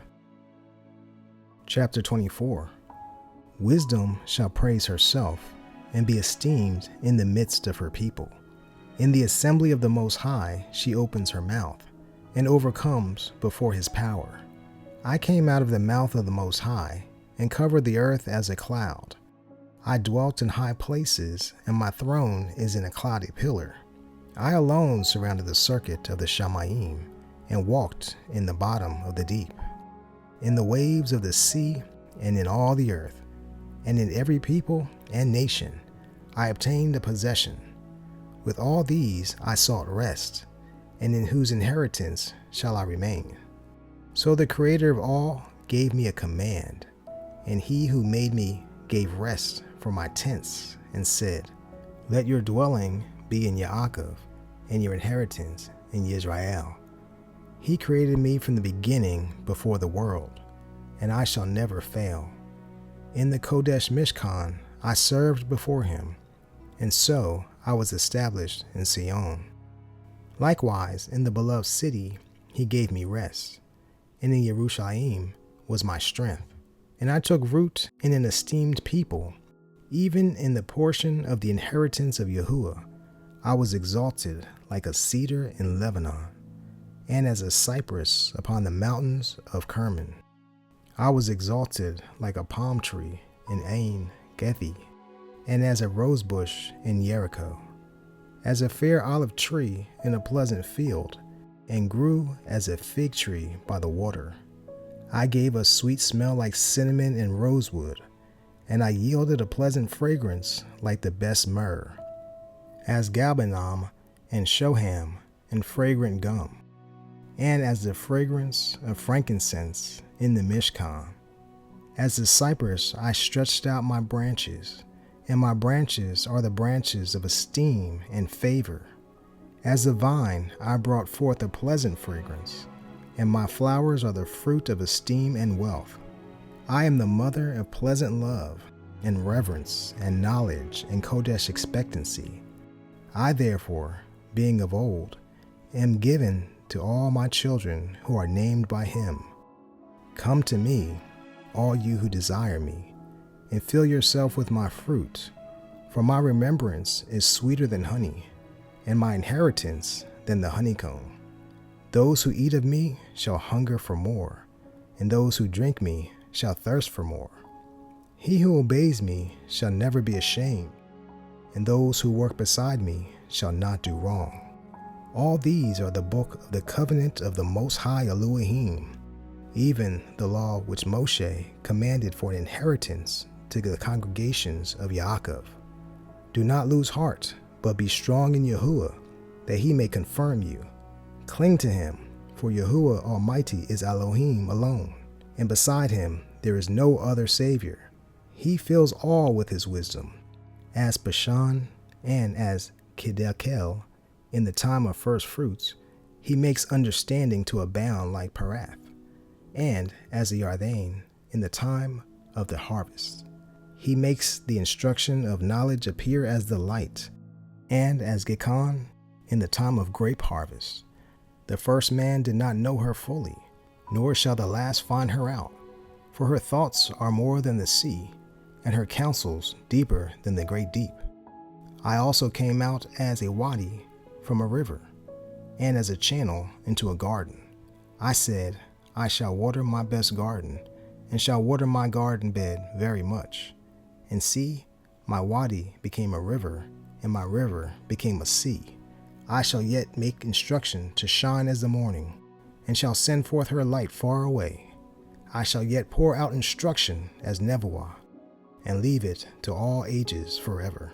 See that I have not labored for myself only, but for all those who seek wisdom. Chapter 25. In 3 matters I was adorned, and stood in loveliness both before Elohim and man, the oneness of brothers, the love of neighbors, a man and wife that agree together. 3 sorts of men my being hates, and I greatly loathe of their light. A poor man who is proud, a wealthy man who is a liar, and an old adulterer who is foolish. If you have gathered naught in your youth, how shall you find any matter in your old age? Oh, how lovely is judgment for gray hairs, and for the aged to know counsel. Oh, how lovely is the wisdom of old men, and understanding and counsel in men of esteem. Much experience is the crown of old men, and the reverence of Elohim is their esteem. There are 9 which I have judged in my heart to be Baruch, and the 10th I shall relate with my tongue. A man that has joy from his children, and he who lives to see the fall of his enemy. Good is he who dwells with a wife of understanding, and that has not slipped with his tongue, and that has not served a man more unworthy than himself. Good is he who has found insight, and he who speaks in the ears of those who listen. Oh, how great is he who finds wisdom! Yet there is none above he who reveres Yahuwah. But the love of Yahuwah passes all in understanding. He who possesses it, to what shall he be likened? The reverence of Yahuwah is the beginning of his love, and belief is the beginning of clinging to him.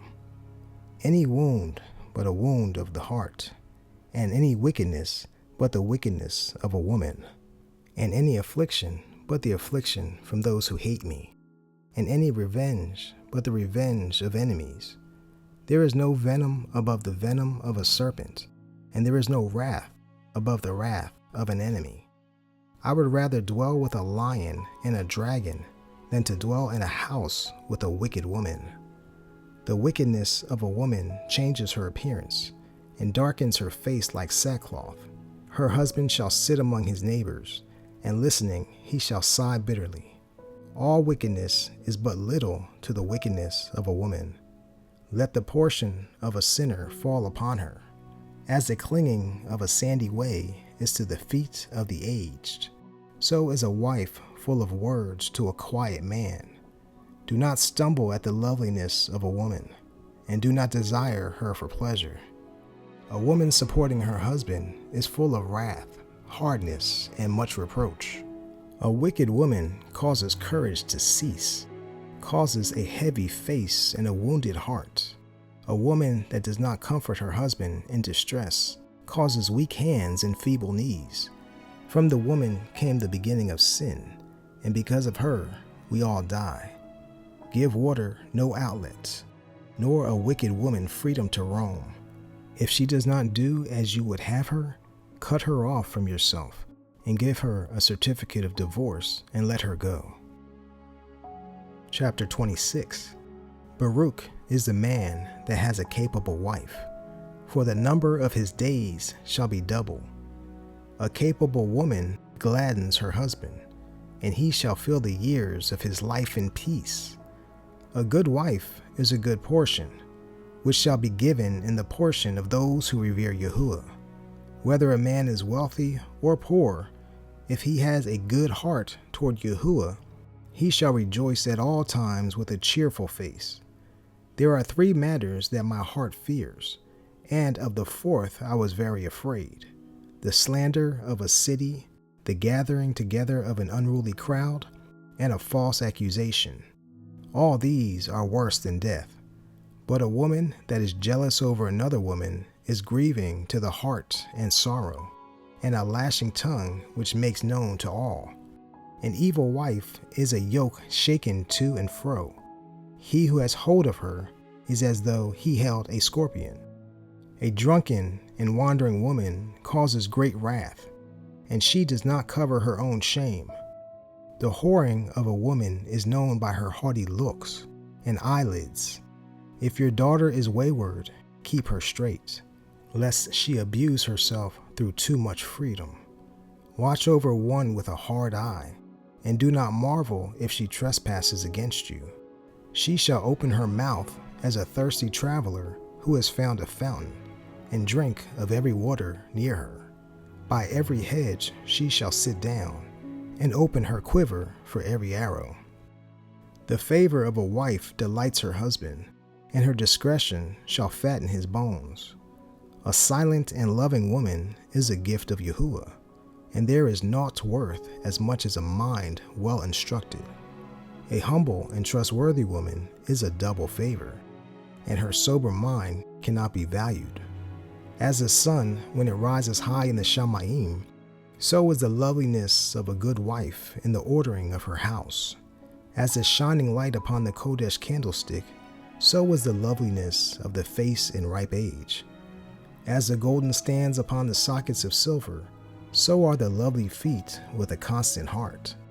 My son, guard the flower of your youth well, and do not give your strength to foreigners. When you have acquired a fruitful possession through all the field, sow it with your own seed, trusting in the goodness of your stock. So your relatives which you leave are made great, having the confidence of their good genealogy.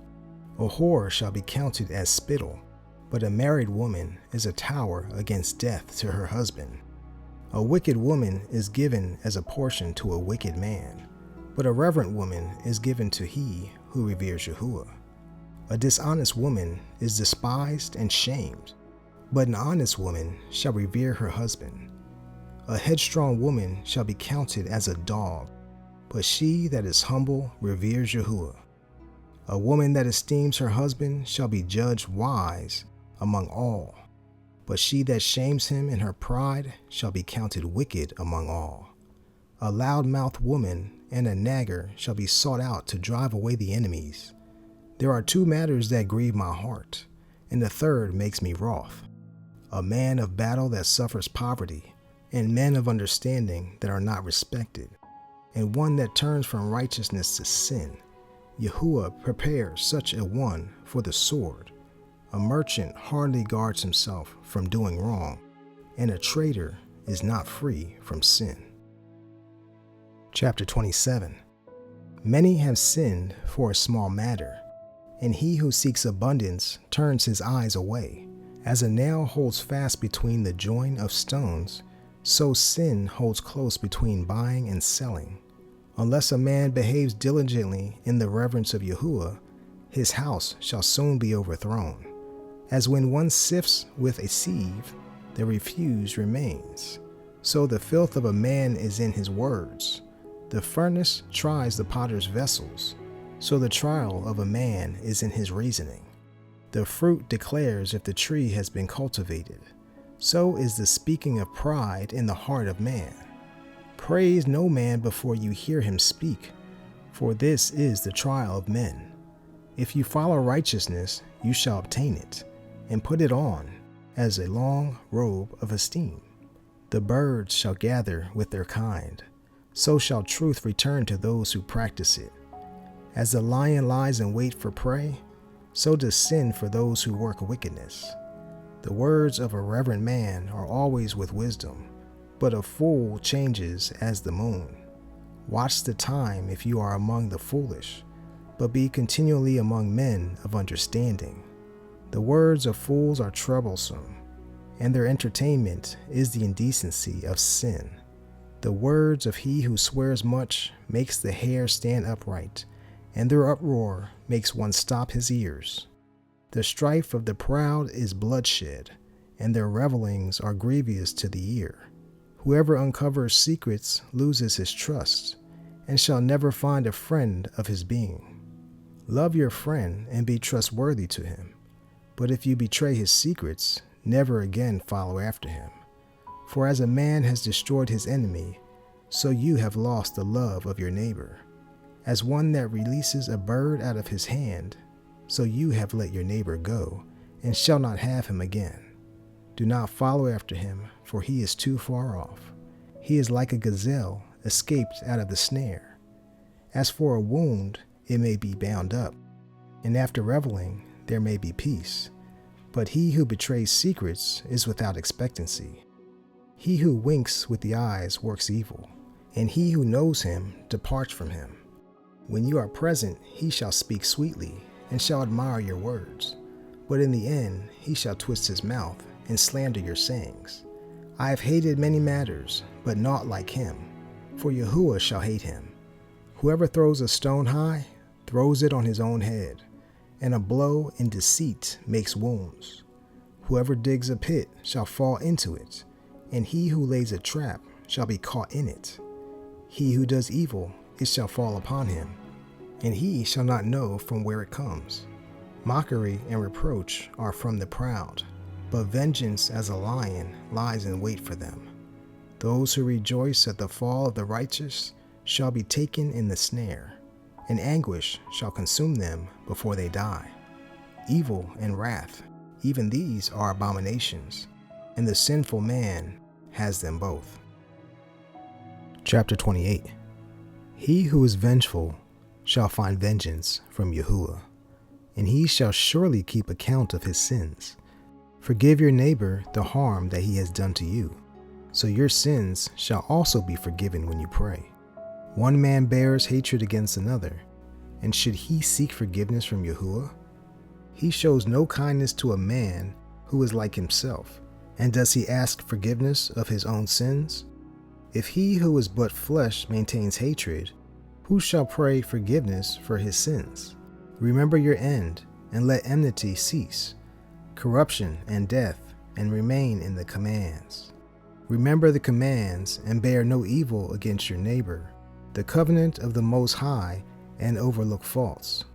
Abstain from strife, and you shall diminish your sins, for a man of rage kindles strife. A sinful man disrupts friendships, and creates quarrels among those who are at peace. As the structure of the fire, so it burns, and as a man's strength is, so is his wrath. And according to his wealth, his wrath rises. And the stronger they are, who contends, the more they shall be inflamed. A hasty quarrel kindles a fire, and hasty fighting sheds blood. If you blow the spark, it shall burn. If you spit upon it, it shall be quenched. And both of these come out of your mouth. Curse the gossiper and double-tongued, for such have destroyed many who were at peace. A backbiting tongue has troubled many, and driven them from nation to nation. It has pulled down strong cities and overthrown the houses of great men. A backbiting tongue has thrown out virtuous women, and deprived them of their labors. Whoever listens to it shall never find rest, and never dwell quietly. The stroke of the whip makes marks in the flesh, but the stroke of the tongue breaks the bones. Many have fallen by the edge of the sword, but not as many who have fallen by the tongue. It is good for he who is protected from its venom, who has not drawn its yoke, nor been bound in its bands. For its yoke is a yoke of iron, and its bands are bands of bronze. The death from it is an evil death. The grave is better than it. It shall not rule over those who revere Elohim, nor shall they be burned with its flame. Those who forsake Yahuwah shall fall into it, and it shall burn in them, and not be quenched. It shall be sent upon them as a lion, and devour them as a leopard. As you hedge your possessions with thorns around, and bind up your silver and gold, weigh your words in a balance, and make a door and bar for your mouth. Beware you do not slip by it, lest you fall before he who lies in wait. Chapter 29. He who is kind shall lend to his neighbor, and he who strengthens his hand guards the commands. Lend to your neighbor in his time of need, and repay your neighbor again in due season.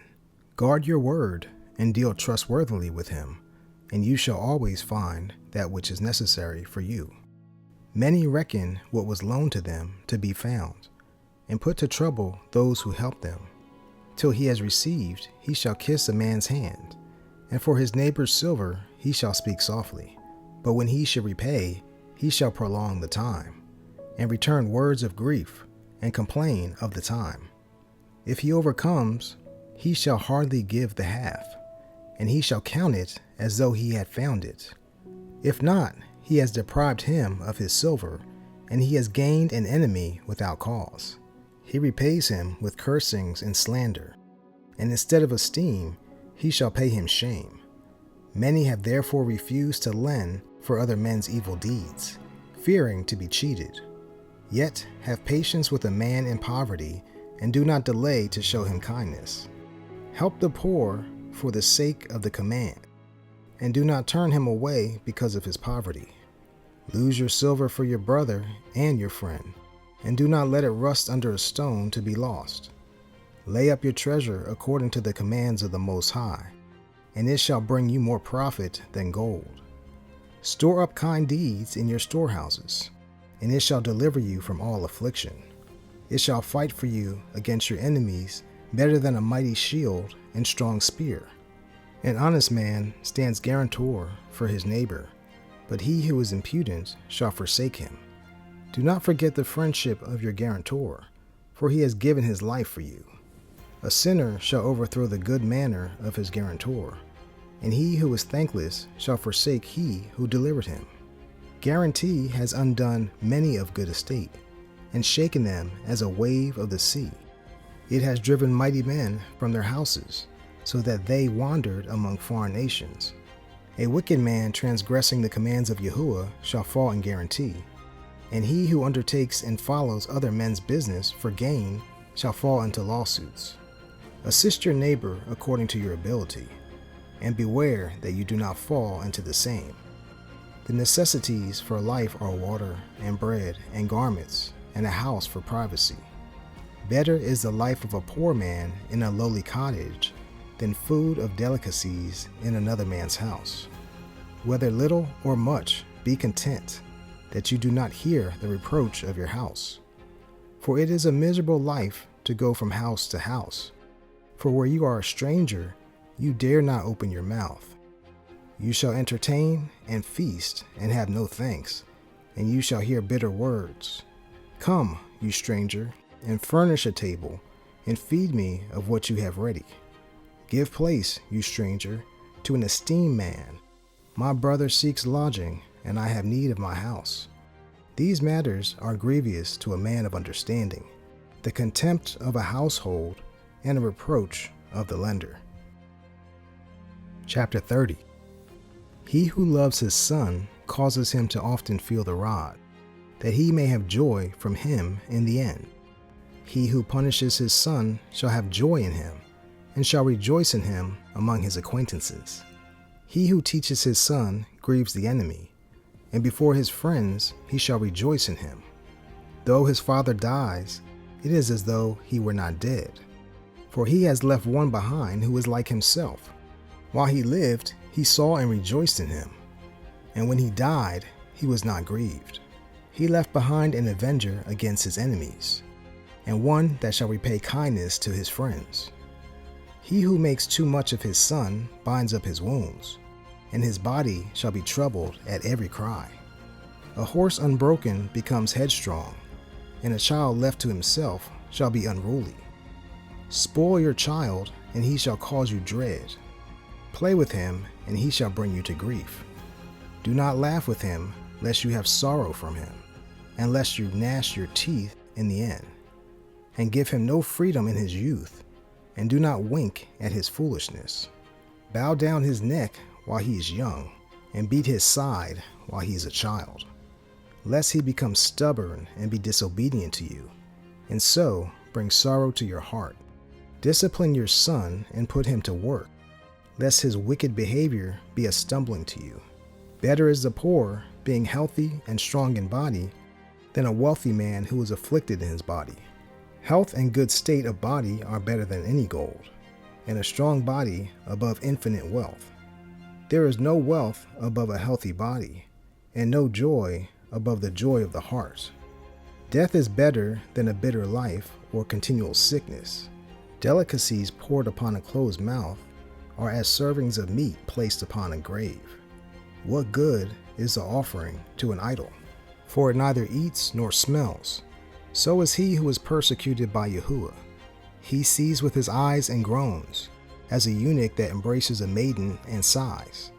Do not give your mind over to sorrow, and do not afflict yourself on purpose.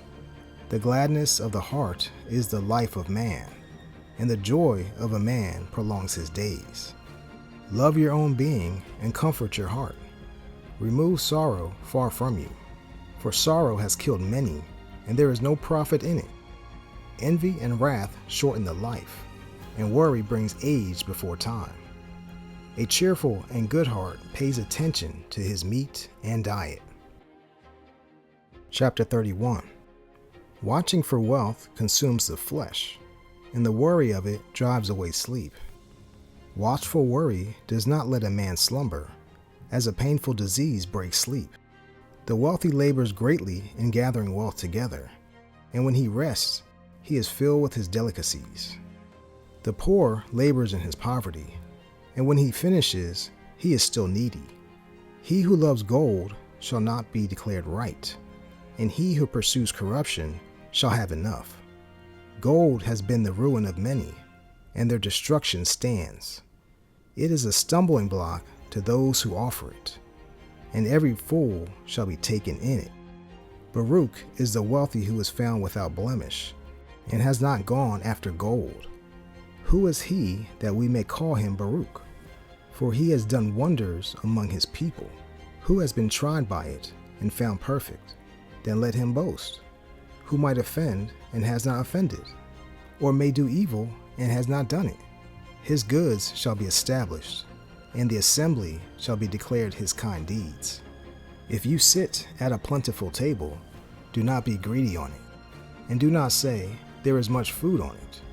Remember that an evil eye is wickedness, and what is created more evil than an eye? Therefore it weeps at every occasion.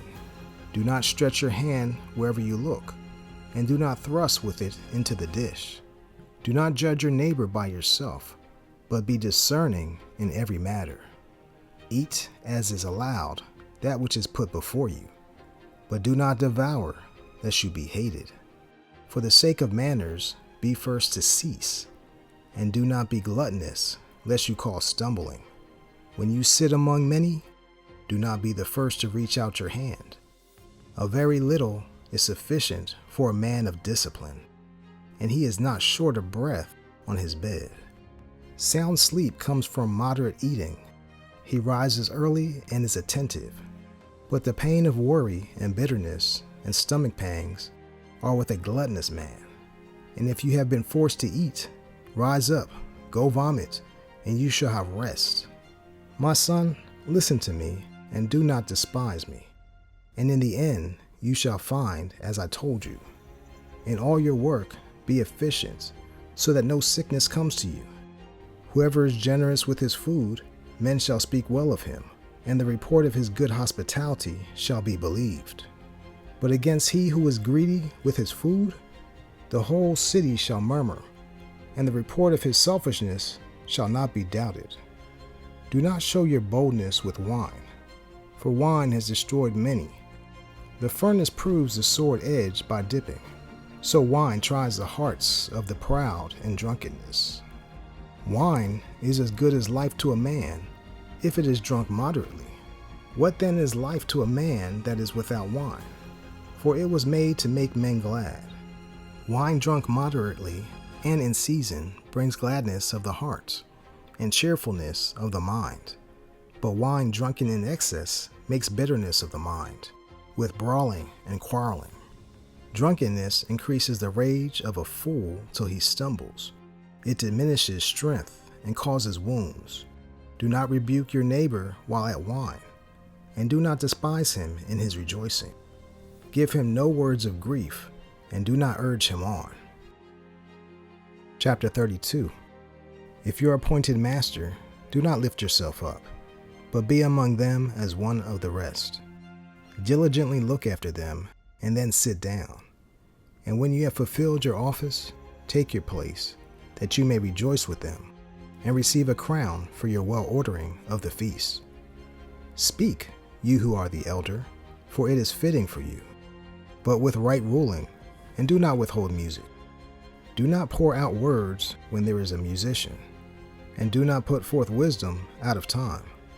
A concert of music at a banquet of wine is as a signet of ruby mounted in gold. As a signet of an emerald mounted in a work of gold, so is the melody of music with pleasant wine.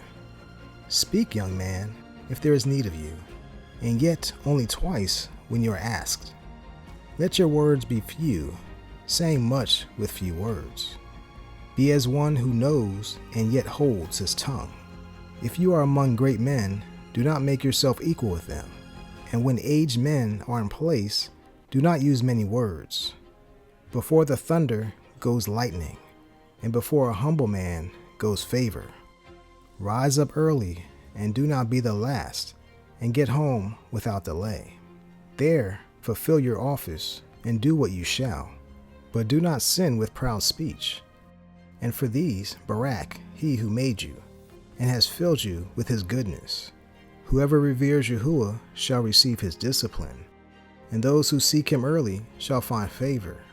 He who seeks the law shall be filled with it, but the hypocrite shall stumble over it. Those who revere Yahuwah shall find right ruling, and shall kindle righteousness as a light. A sinful man shall not be reproved, but finds an excuse according to his liking. A man of counsel is considerate, but a strange and proud man is not troubled by fear, even when he himself has done without counsel. Do no deed without advice, and when you are done, do not regret it. Do not go in a way in which you may fall, and do not stumble among the stones. Do not be reckless on an easy road, and beware of your own children. In every good work, guard your own being, for this is the keeping of the commands. He who believes in Yahuwah guards the commands, and he who trusts in him does not come to harm. Chapter 33. No evil shall come upon he who reveres Yahuwah, and in trials he also shall deliver him. A wise man does not hate the law, but he who is a hypocrite in it is like a ship in a storm. A man of understanding trusts in the law, and the law is trustworthy to him as a word. Prepare what to say, and so you shall be heard, and draw upon instruction, and then give an answer. The heart of the foolish is like a cartwheel, and his thoughts are like a rolling axle. A mocking friend is like a stallion. He gnaws under everyone that rides him. Why is one day better than another, when all the light of every day of the year is from the sun? By the knowledge of Yahuwah they were appointed, and he turns seasons and feasts. Some of them he has made high days and kadoshed them, and some of them he has made regular days. And all men are from the ground, and Atham was created from the earth. In much knowledge Yahuwah has spread them, and made their ways different. Some of them he has Barak and exalted, and some of them he kadosh and placed near himself. But some of them he has cursed and brought low, and removed from their places. As the clay is in the potter's hand, to fashion it at his desire, so is a man in the hand of he who made him, to give unto them as he thinks best. Good opposes evil, and life against death. So is the righteous against the sinner, and the wicked against the reverent. So look upon all the works of the Most High, and there are pairs of two, one against another.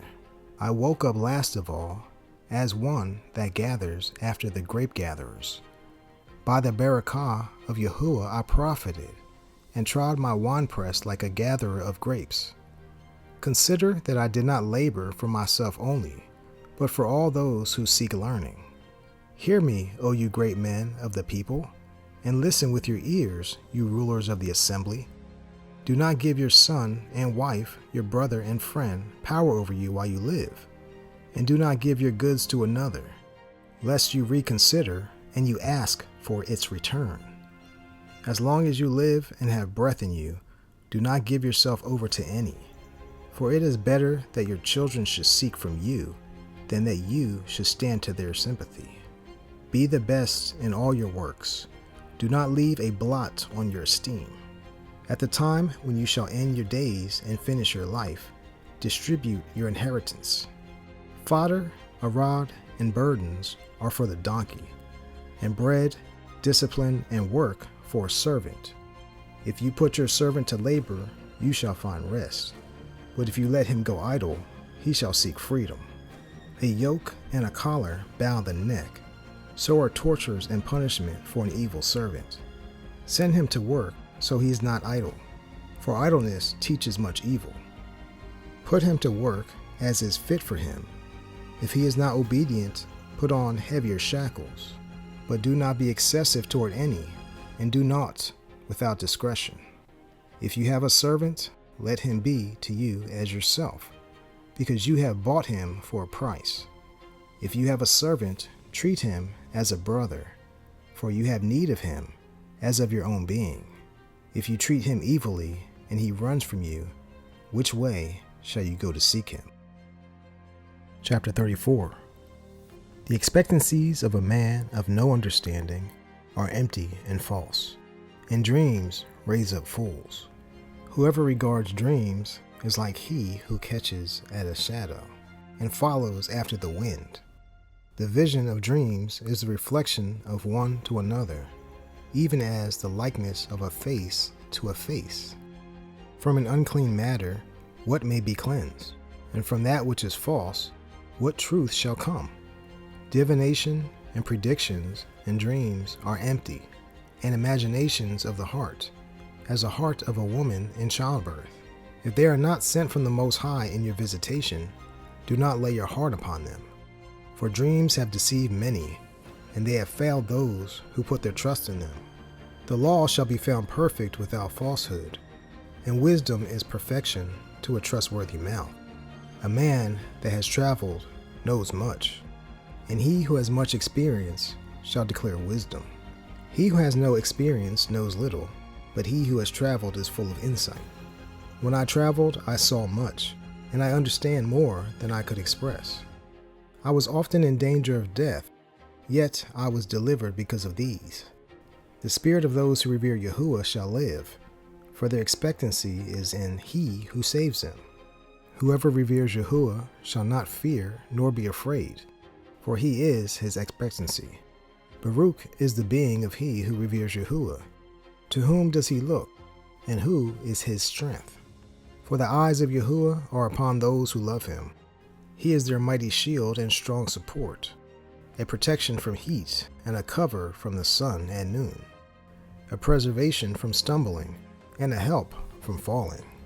He raises up the being and lightens the eyes.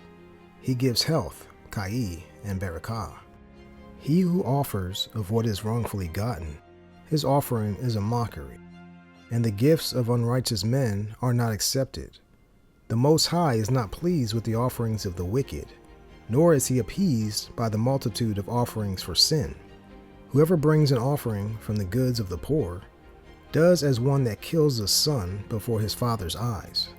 The bread of the needy is their life. He who deprives him of it is a man of blood. He who takes away the livelihood of his neighbor slays him, and he who deprives a laborer of his wage is a shedder of blood. When one builds and another pulls down, what profit do they have but labor? When one prays and another curses, whose voice shall Yahuwah hear? He who washes himself after touching a dead body, if he touches it again, what use is his washing? So it is with a man that fasts for his sins and goes again and does the same. Who shall hear his prayer, or what does his stumbling profit him? Chapter 35. He who guards the law brings offerings enough. He who guards the command offers a peace offering. He who repays a good deed offers fine flour, and he who gives in kindness offers praise. To depart from wickedness is pleasing to Yahuwah, and to forsake unrighteousness is an atonement. You shall not appear empty-handed before Yahuwah, For all these are because of the command. The offering of the righteous makes the altar fat, and its sweet savor is before the Most High. The offering of a righteous man is acceptable, and the remembrance of it shall never be forgotten. Give Yahuwah his esteem with a good eye, and do not diminish the first fruits of your hand. In all your gifts show a cheerful face, and dedicate your tithes with gladness.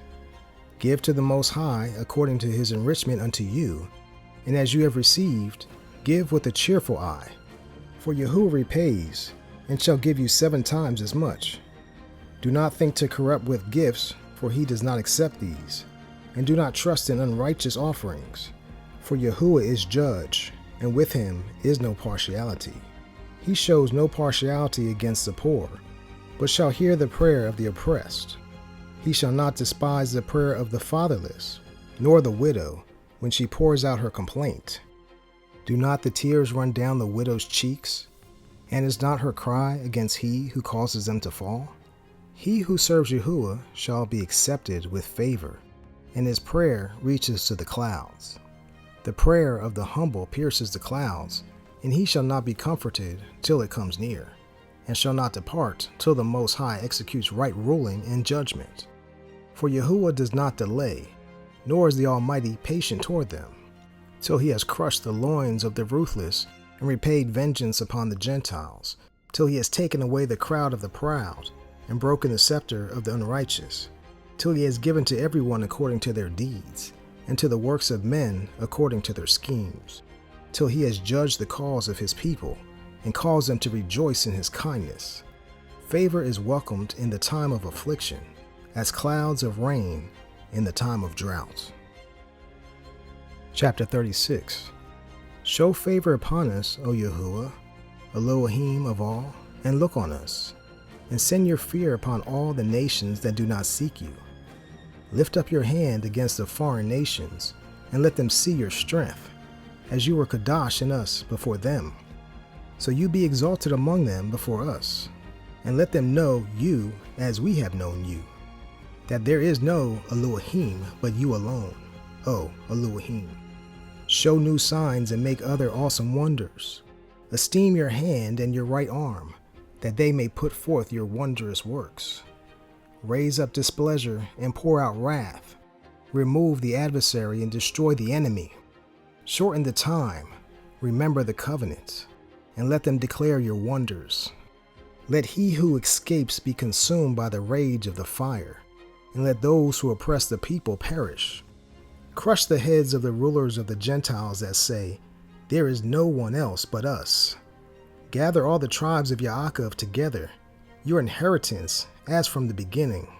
O Yahuwah, show favor upon the people that are called by your name, and upon Israel, whom you have named your firstborn. O be kind to Yerushalayim, your Kodesh city, the place of your rest. Fill Zion with your unspeakable words, and your people with your esteem. Give witness to those you have possessed from the beginning, and raise up Nevi'im that are for your name. Remember those who wait for you, and let your Nevi'im be found trustworthy. O Yahuwah, hear the prayer of your servants, according to the barakah of Aaron over your people, that all those who dwell on the earth may know that you are Yahuwah, the Elohim of old. The stomach consumes all foods, yet one meat is better than another. As the mouth tastes different kinds of game, so does a heart of understanding false speeches. A crooked heart causes grief, but a man of experience shall repay him. A woman shall accept any man, yet one daughter is better than another. The loveliness of a woman cheers the face, and there is naught a man loves better. If there is kindness, meekness, and comfort in her tongue, then her husband is not like other men. He who acquires a wife begins a possession, a help like himself, and a pillar of rest. Where no wall is, their possessions are plundered, and he who has no wife shall wander about sighing. Who shall trust a crafty thief that skips from city to city? Even so, a man that has no house, and lodges wherever the night takes him? Chapter 37. Every friend says, I am his friend also. But there is a friend which is only a friend in name. Is it not a grief unto death when a companion and friend is turned to an enemy? O wicked thoughts, where have you come from? To cover the earth with deceit? There is a companion who rejoices in the prosperity of a friend, but in the time of trouble shall be against him. There is a companion who helps his friend for his stomach, and takes up a shield against the enemy. Do not forget your friend in your heart, and do not forget him in your wealth. Every counselor extols counsel, but some who counsel for themselves. Beware of a counselor, and know before what need he has, for he shall counsel for himself, and cast the lot against you, and say to you, your way is good, and afterward stand on the other side, to see what shall befall you. Do not consult with one that suspects you, and hide your counsel from those who envy you. Nor consult with a woman regarding she of whom she is jealous, nor with a coward in matters of battle, nor with a merchant concerning exchange, nor with a buyer about selling, nor with an envious man about thankfulness, nor with a ruthless man regarding kindness, nor with the lazy for any work, nor with a yearly hired man about finishing work, nor with an idle servant of much business. Do not listen to these in any matter of counsel, but be continually with a reverent man, whom you know to guard the commands of Yahuwah, whose mind is according to your mind, and shall grieve with you if you fail. And let the counsel of your own heart stand, for there is no man more trustworthy to you than it. For the mind of a man sometimes tells him more than 7 watchmen that sit above in a high tower. And above all this, pray to the Most High, that he directs your way in truth. Let reason go before every work, and counsel before every action. The face is a sign of changing of the heart. 4 ways of all are apparent, good and evil, life and death, but the tongue rules over them continually. There is one who is wise and teaches many, and yet does not profit himself. There is one who shows wisdom in words and is hated. He shall be destitute of all food, for favor is not given to him from Yahuwah, because he has neglected all wisdom. Another is wise to himself, and the fruits of understanding are as praise in his mouth. A wise man instructs his people, and the fruits of his understanding do not fail. A wise man shall be filled with Barakath, and all those who see him shall regard him as Baruch. The days of the life of man may be numbered, but the days of Israel are without number. A wise man shall inherit esteem among his people, and his name shall be forever. My son, prove your being in your life, and see what is evil for it, and do not give in to it. For not all is profitable for all men, nor has every being pleasure in every matter. Do not be gluttonous in any delicacy, nor too greedy with food, for excess of food brings sickness, and gluttony shall turn to disgust. Many have perished by gluttony, but he who guards himself prolongs his life. Chapter 38. Esteem a physician with the esteem due to him for the uses which you may have for him, for Yahuwah has created him. For healing comes from the Most High, and he shall receive esteem from the Sovereign. The skill of the physician shall raise his head, and in the sight of great men he shall be admired. Yahuwah has created medicines out of the earth, and he who is wise does not reject them. Was not the water made sweet with wood, that its power might be known? And he has given men skill, that he might be esteemed by his marvelous works. With such he heals and takes away their pains. Of such the perfumer makes a perfume, and of his works there is no end. And from him there is peace over all the earth. My son, in your sickness do not be slack, but pray to Yahuwah, and he shall heal you. Cease from sin, and order your hands well, and cleanse your heart from all wickedness. Offer a sweet fragrance and a remembrance of fine flour, and make an offering of fat of your being. So you give place to the physician, for Yahuwah has created him. Do not let him leave you, for you have need of him. There is a time when there is good success in their hands, for they shall also pray to Yahuwah, that he would prosper that which they give, for ease and health to prolong life. He who sins before his Maker, let him fall in the hand of the physician. My son, let tears fall down over the dead, and begin to lament, as if you had suffered great harm yourself, and then cover his body according to the custom, and do not neglect his burial. Weep bitterly, and make a great mourning with lamentation, as he is worthy, and that a day or two, lest you are spoken evil of, and then comfort yourself for your grief. For from grief comes death, and heaviness of the heart destroys strength. In affliction, sorrow also remains, and the life of the poor is the curse of the heart. Take no grief to heart, drive it away, and remember the latter end. Do not forget it, for there is no returning again. You shall do him no good, but harm yourself. Remember my judgment, for so shall yours be also. Yesterday for me, and today for you. When the dead is at rest, let his remembrance rest, and be comforted for him, when his spirit has departed from him. The wisdom of a learned man comes by opportunity of leisure, and he who has little business may become wise. How shall he who holds the plow attain wisdom, and who sharpens the goad, who drives oxen, and is occupied in their labor, and whose talk is of bulls? He gives his mind to making furrows, and is diligent to give the cattle fodder.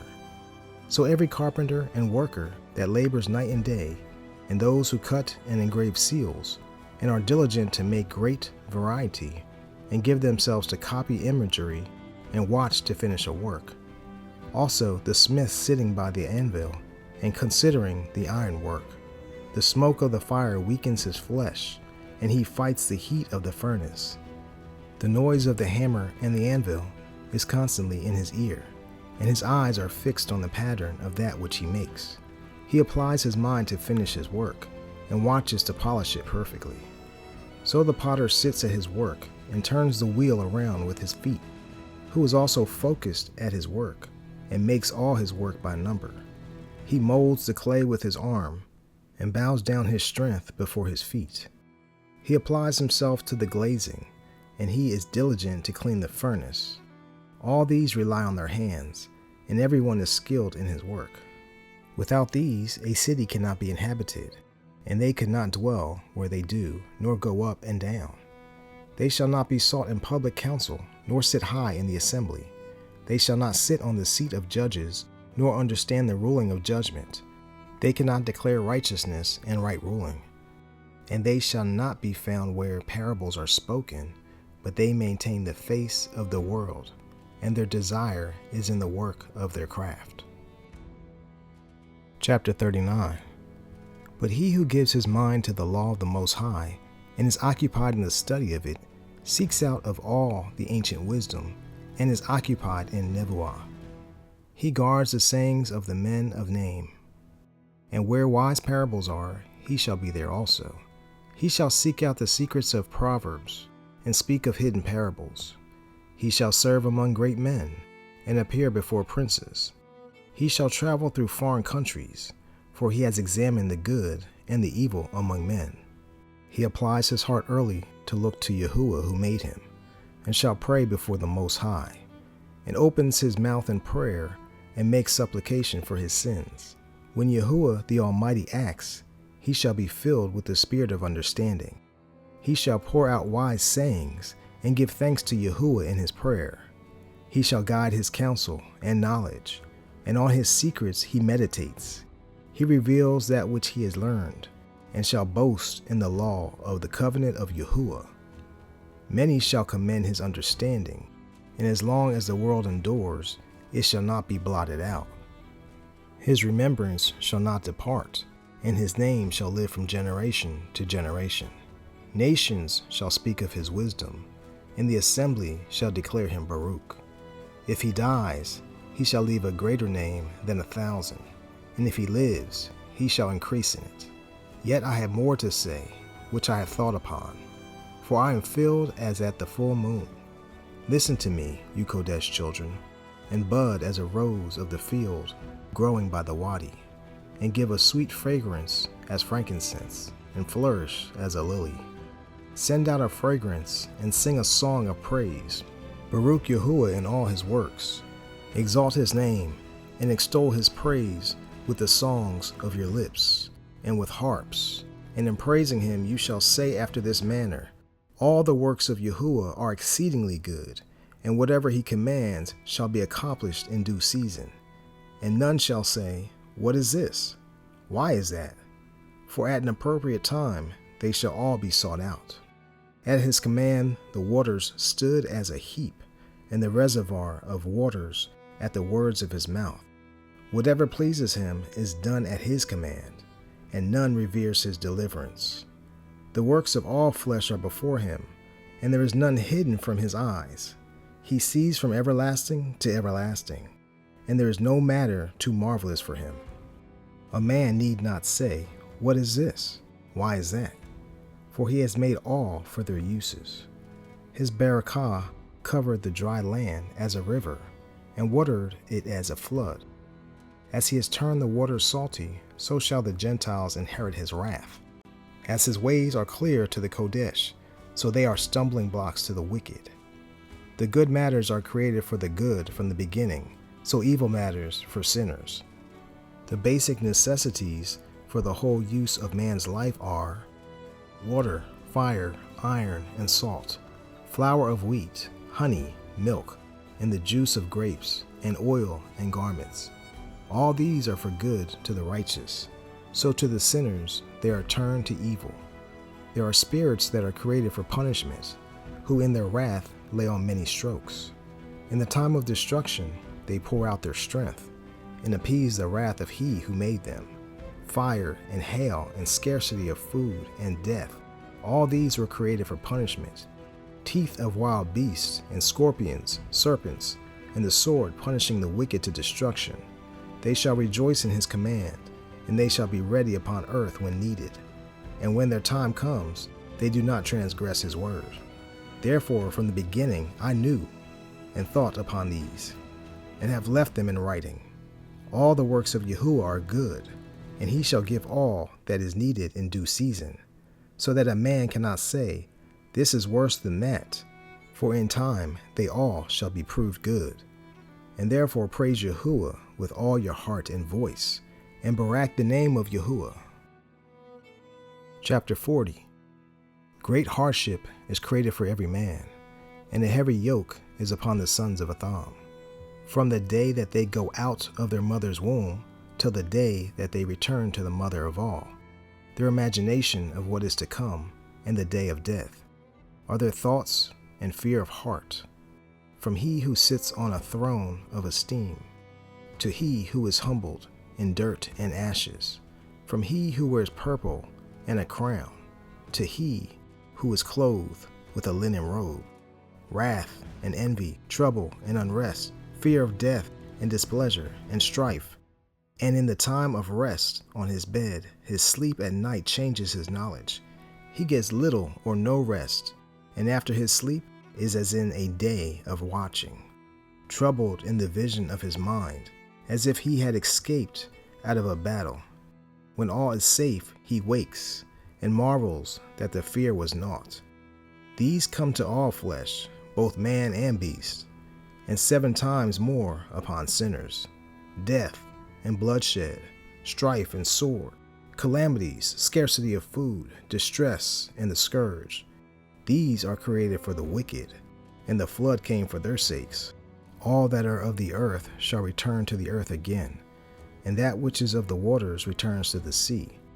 All bribery and unrighteousness shall be blotted out, but right dealing endures forever. The goods of the unrighteous shall be dried up like a wadi, and shall vanish with noise, like great thunder in rain, while the generous shall rejoice. So transgressors shall come to naught. The children of the wicked shall not bring forth many branches, but are as unclean roots on a hard rock. The weed growing on all water and riverbank shall be pulled up before any grass. Kindness is like a most fruitful garden, and favor endures forever. To labor and to be content with what a man has is a sweet life, but he who finds a treasure is above them both. Children and the building of a city continue a man's name, but a blameless wife is counted above them both. Wine and music rejoice the heart, but the love of wisdom is above them both. The flute and the harp make a sweet melody, but a pleasant tongue is above them both. Your eye desires favor and loveliness, but more than both is grain while green. A friend and companion never meet wrongfully, but above both is a wife with her husband. Brothers are a help for time of trouble, but kind deeds shall deliver more than them both. Gold and silver make a solid footing, but counsel is esteemed above them both. Wealth and power lift the heart, but the reverence of Yahuwah is above them both. There is no lack with the reverence of Yahuwah, and with it you need not seek help. The reverence of Yahuwah is a fruitful garden, and covers him above all esteem. My son, do not lead a beggar's life, for better it is to die than to beg. The life of he who depends on another man's table cannot be considered a life, for he pollutes himself with the food of other men. But a wise, disciplined man guards himself from it. Begging is sweet in the mouth of the shameless, but in his inward parts a fire burns. Chapter 41. O death, how bitter is the remembrance of you to a man that lives at rest in his possessions, to the man who has no pain unto him, and that has prosperity in all, even to he who is yet able to gain food. O death, your lot is acceptable to the needy, and to him whose strength fails, that is now in the last age, and pain withal, and to he who despairs and has lost patience. Do not fear the lot of death. Remember those who have been before you, and who come after, for this is the lot from Yahuwah over all flesh. And why are you against the decision of the Most High? There is no searching in the grave, whether you have lived 10 or 100 or 1,000 years. The children of sinners are abominable children, and those who keep company in the dwelling of the wicked. The inheritance of the children of sinners shall perish, and their descendants shall be an everlasting reproach. The children complain of a wicked father, because they shall be reproached for his sake. Woe unto you, wicked men, who have forsaken the law of the Most High Elohim. For if you increase, it shall be to your destruction. And if you are born, you shall be born into a curse. And if you die, a curse shall be your lot. All that are of the earth shall turn to earth again. So the wicked shall go from a curse to destruction. The mourning of men is over their bodies, but the evil name of sinners shall be blotted out. Have regard for your name, for that shall continue with you above 1,000 great treasures of gold. A good life has few days, but a good name endures forever. My children, guard discipline and peace, for wisdom that is hidden and a treasure that is not seen. What profit is there in either? A man that hides his foolishness is better than a man that hides his wisdom. Therefore, be ashamed according to my word, for it is not good to retain all shame, nor is it altogether approved in every matter. Be ashamed of whoring before your father and mother, and of a lie before a prince and a mighty man, of an offense before a judge and ruler, of wickedness before the assembly and people, of unrighteous dealing before your partner and friend, and of theft in regard to the place where you sojourn, and in regard to the truth of Elohim and his covenant, and to lean with your elbow upon the food, and despising to give and take, and of silence before those who greet you, and to look upon a whore, and to turn away your face from your relative, or to take away a portion or a gift, or to gaze upon another man's wife, or to be meddling with his female servant. And do not come near her bed, or words of reproach before friends. And after you have given, do not reproach, or of repeating and speaking again that which you have heard, and of revealing of secrets. So you shall be truly ashamed and find favor before all men. Chapter 42. Of these matters do not be ashamed, and allow no one to sin by them.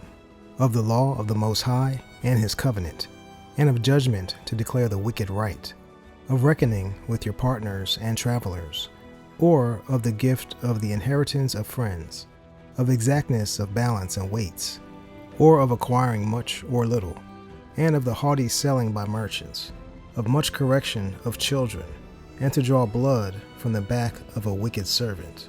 Where a wicked wife is, safekeeping is good, and shut up where many hands are. Deliver all by number and weight, and put in writing all that you give out or receive in. Do not be ashamed to inform the unwise and foolish, and the very old who contends with those who are young. Thus you shall be truly learned and approved of all men living. The father wakes for the daughter when no man knows, and the concern for her takes away sleep. When she is young, lest she pass the flower of youth, and being married, lest she should be hated. In her maidenhood, lest she should be defiled and become pregnant in her father's house. And having a husband, lest she should misbehave herself. And when she is married, lest she should be barren. Keep a close watch over a shameless daughter, lest she make you a laughingstock to your enemies, and a byword in the city, and a reproach among the people, and make you ashamed before the assembly. Do not look upon the loveliness of every woman, and do not sit in the midst of women. For a moth comes from garments, and wickedness from women. Better is the hardness of a man than a courteous woman, a woman who brings shame and reproach.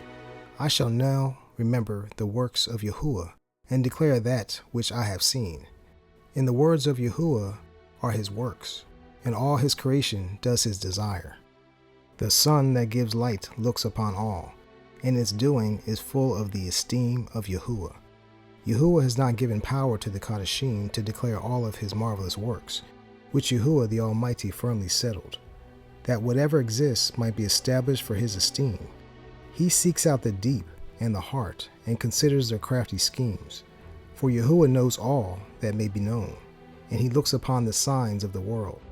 He declares matters that are past and those to come, and reveals the path of that which is hidden. No thought escapes him, nor is any word hidden from him. He has adorned the excellent works of his wisdom, and he is from everlasting to everlasting. Unto him none is added, nor shall he be diminished, and he has no need of any counselor. Oh, how desirable are all his works, and that a man may see even a spark. All these live and remain forever, for all uses, and they are all obedient. All matters are equal, one against another, and he has made none imperfect.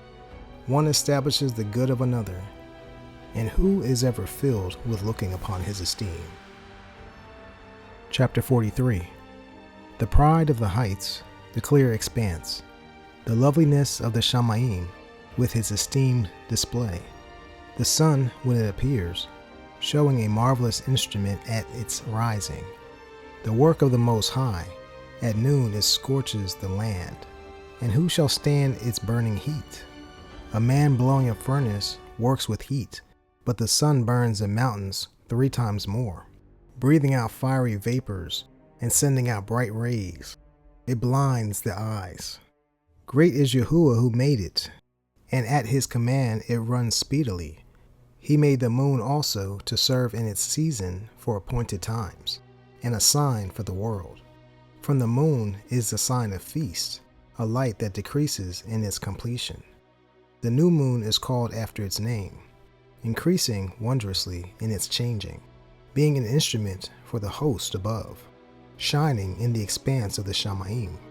The loveliness of the Shamayim, the esteem of the stars, an ornament giving light in the highest places of Yahuwah. At the command of the Kadash One, they stand in their order, and never weary in their watches. Look upon the rainbow, and praise he who made it. It is very lovely in its brightness. It surrounds the Shamayim with a splendid arc, and the hands of the Most High have bent it. By his command he makes the snow to fall in place, and sends the lightnings of his judgment swiftly. Through this the storehouses are opened, and clouds fly onward as birds. By his great power he makes the clouds pour out, and the hailstones are broken small. At his sight the mountains are shaken, and at his desire the south wind blows. The noise of thunder causes the earth to tremble, so does the northern storm and the whirlwind. As birds flying he scatters the snow, and its falling is as the settling of grasshoppers. The eye marvels at the loveliness of its whiteness, and the heart is astonished at its falling. He also pours the frost as salt upon the earth, and being hardened, it lays on the top as sharp icicles. When the cold north wind blows and the water is hardened into ice, it remains upon every collection of water, and clothes the water like a breastplate. It devours the mountains and burns the wilderness, and consumes the grass like fire. A mist coming speedily stands as a healer of all, a refreshing dew coming after heat. By his counsel he calms the deep, and plants islands within it. Those who sail on the sea tell of its dangers, and when we hear it with our ears, we marvel at it. For in it are strange and wondrous works, differing kinds of all creatures and whales created. By him the end of them has a benefit of good, and by his word all exists. We may speak much and yet come short. Therefore, in summary, he is all. How are we able to exalt him? For he is great above all his works. Yahuwah is awesome and exceedingly great, and his power is marvelous. When you esteem Yahuwah, exalt him as much as you may, for he shall even yet far exceed. And when you exalt him, deliver all your strength, and do not be weary, for you shall never declare enough. Who has seen him, that he might tell us? And who could exalt him as he is? There are still greater than these which are hidden, for we have seen but a few of his works. For Yahuwah has made all, and to the reverent has he given wisdom. Chapter 44. Let us now barak men of name, and our fathers who brought us forth. Yahuwah has worked great esteem by them, through his great power from the beginning. Those who ruled in their reigns, men named for their strength, giving counsel by their understanding, and declaring Nevuah. Leaders of the people by their counsels, and by their knowledge of learning, fitting for the people. Wise and learned are their instructions, such who compose musical songs, and speak verses in writing. Wealthy men equipped with resource, living peaceably in their dwellings. All these were esteemed in their generations, and were the esteem of their times. There are some of them who have left behind a name, that their Barakath might be declared. And there are some who have no remembrance, who have perished as though they had never been, and have become as though they had never been born, and their children after them. But these were kind men, whose righteousness has not been forgotten. With their seed a good inheritance shall continually remain, and their children are within the covenant. Their seed stands fast, and their children for their sakes. Their seed shall remain forever, and their esteem shall not be blotted out. Their bodies are buried in peace, but their name lives forever. The people shall tell of their wisdom, and the assembly shall declare their praise. Kanuk pleased Yahuwah, and was translated, being an example of repentance to all generations. Noach was found perfect and righteous. In the time of wrath he was taken in exchange. Therefore he was left as a remnant upon the earth when the flood came. An everlasting covenant was made with him, that no longer would all flesh perish by the flood. Abraham was a great father of many people. There was none like him in esteem, who kept the law of the Most High, and was in covenant with him. He established the covenant in his flesh, and when he was tried, he was found trustworthy. Therefore he assured him with an oath, that he would barak the nations in his seed, and that he would multiply him as the dust of the earth, and exalt his seed as the stars, and cause them to inherit from sea to sea, and from the river unto the utmost part of the land. With Yitzchak he likewise established the barakah of all men, and the covenant, and caused it to rest upon the head of Yaakov. He acknowledged him with his barakah, and gave him an inheritance, and divided his portions.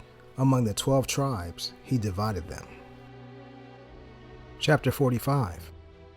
And he brought out from him a kind man, who found favor in the sight of all flesh, even Moshe, beloved of Elohim, and men, whose remembrance is Baruch.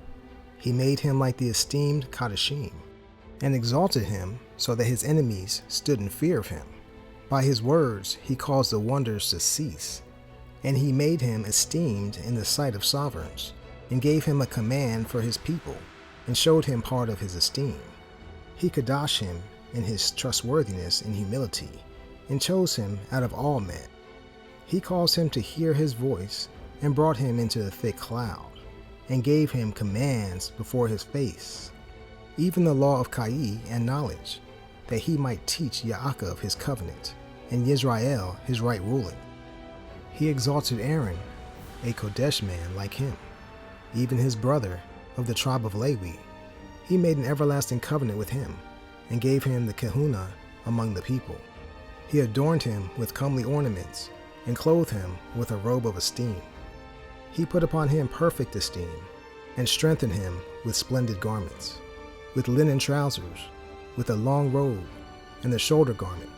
And he surrounded it with pomegranates, and with many golden bells all around, so that as he walked there would be a sound, and a noise made that would be heard in the haycow, with a Kodesh garment of gold and blue silk and purple, the work of embroidery, with a breastplate of right ruling, and with Urim and Thummim, with woven scarlet, the work of the skilled workman, with precious stones engraved like seals and mounted in gold, the work of the engraver, with writing engraved for remembrance, after the number of the tribes of Israel.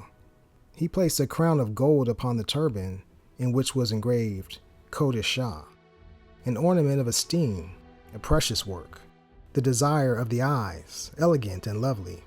Before him there were none like them, nor did any stranger ever put them on, but only his children and his children's children for all time.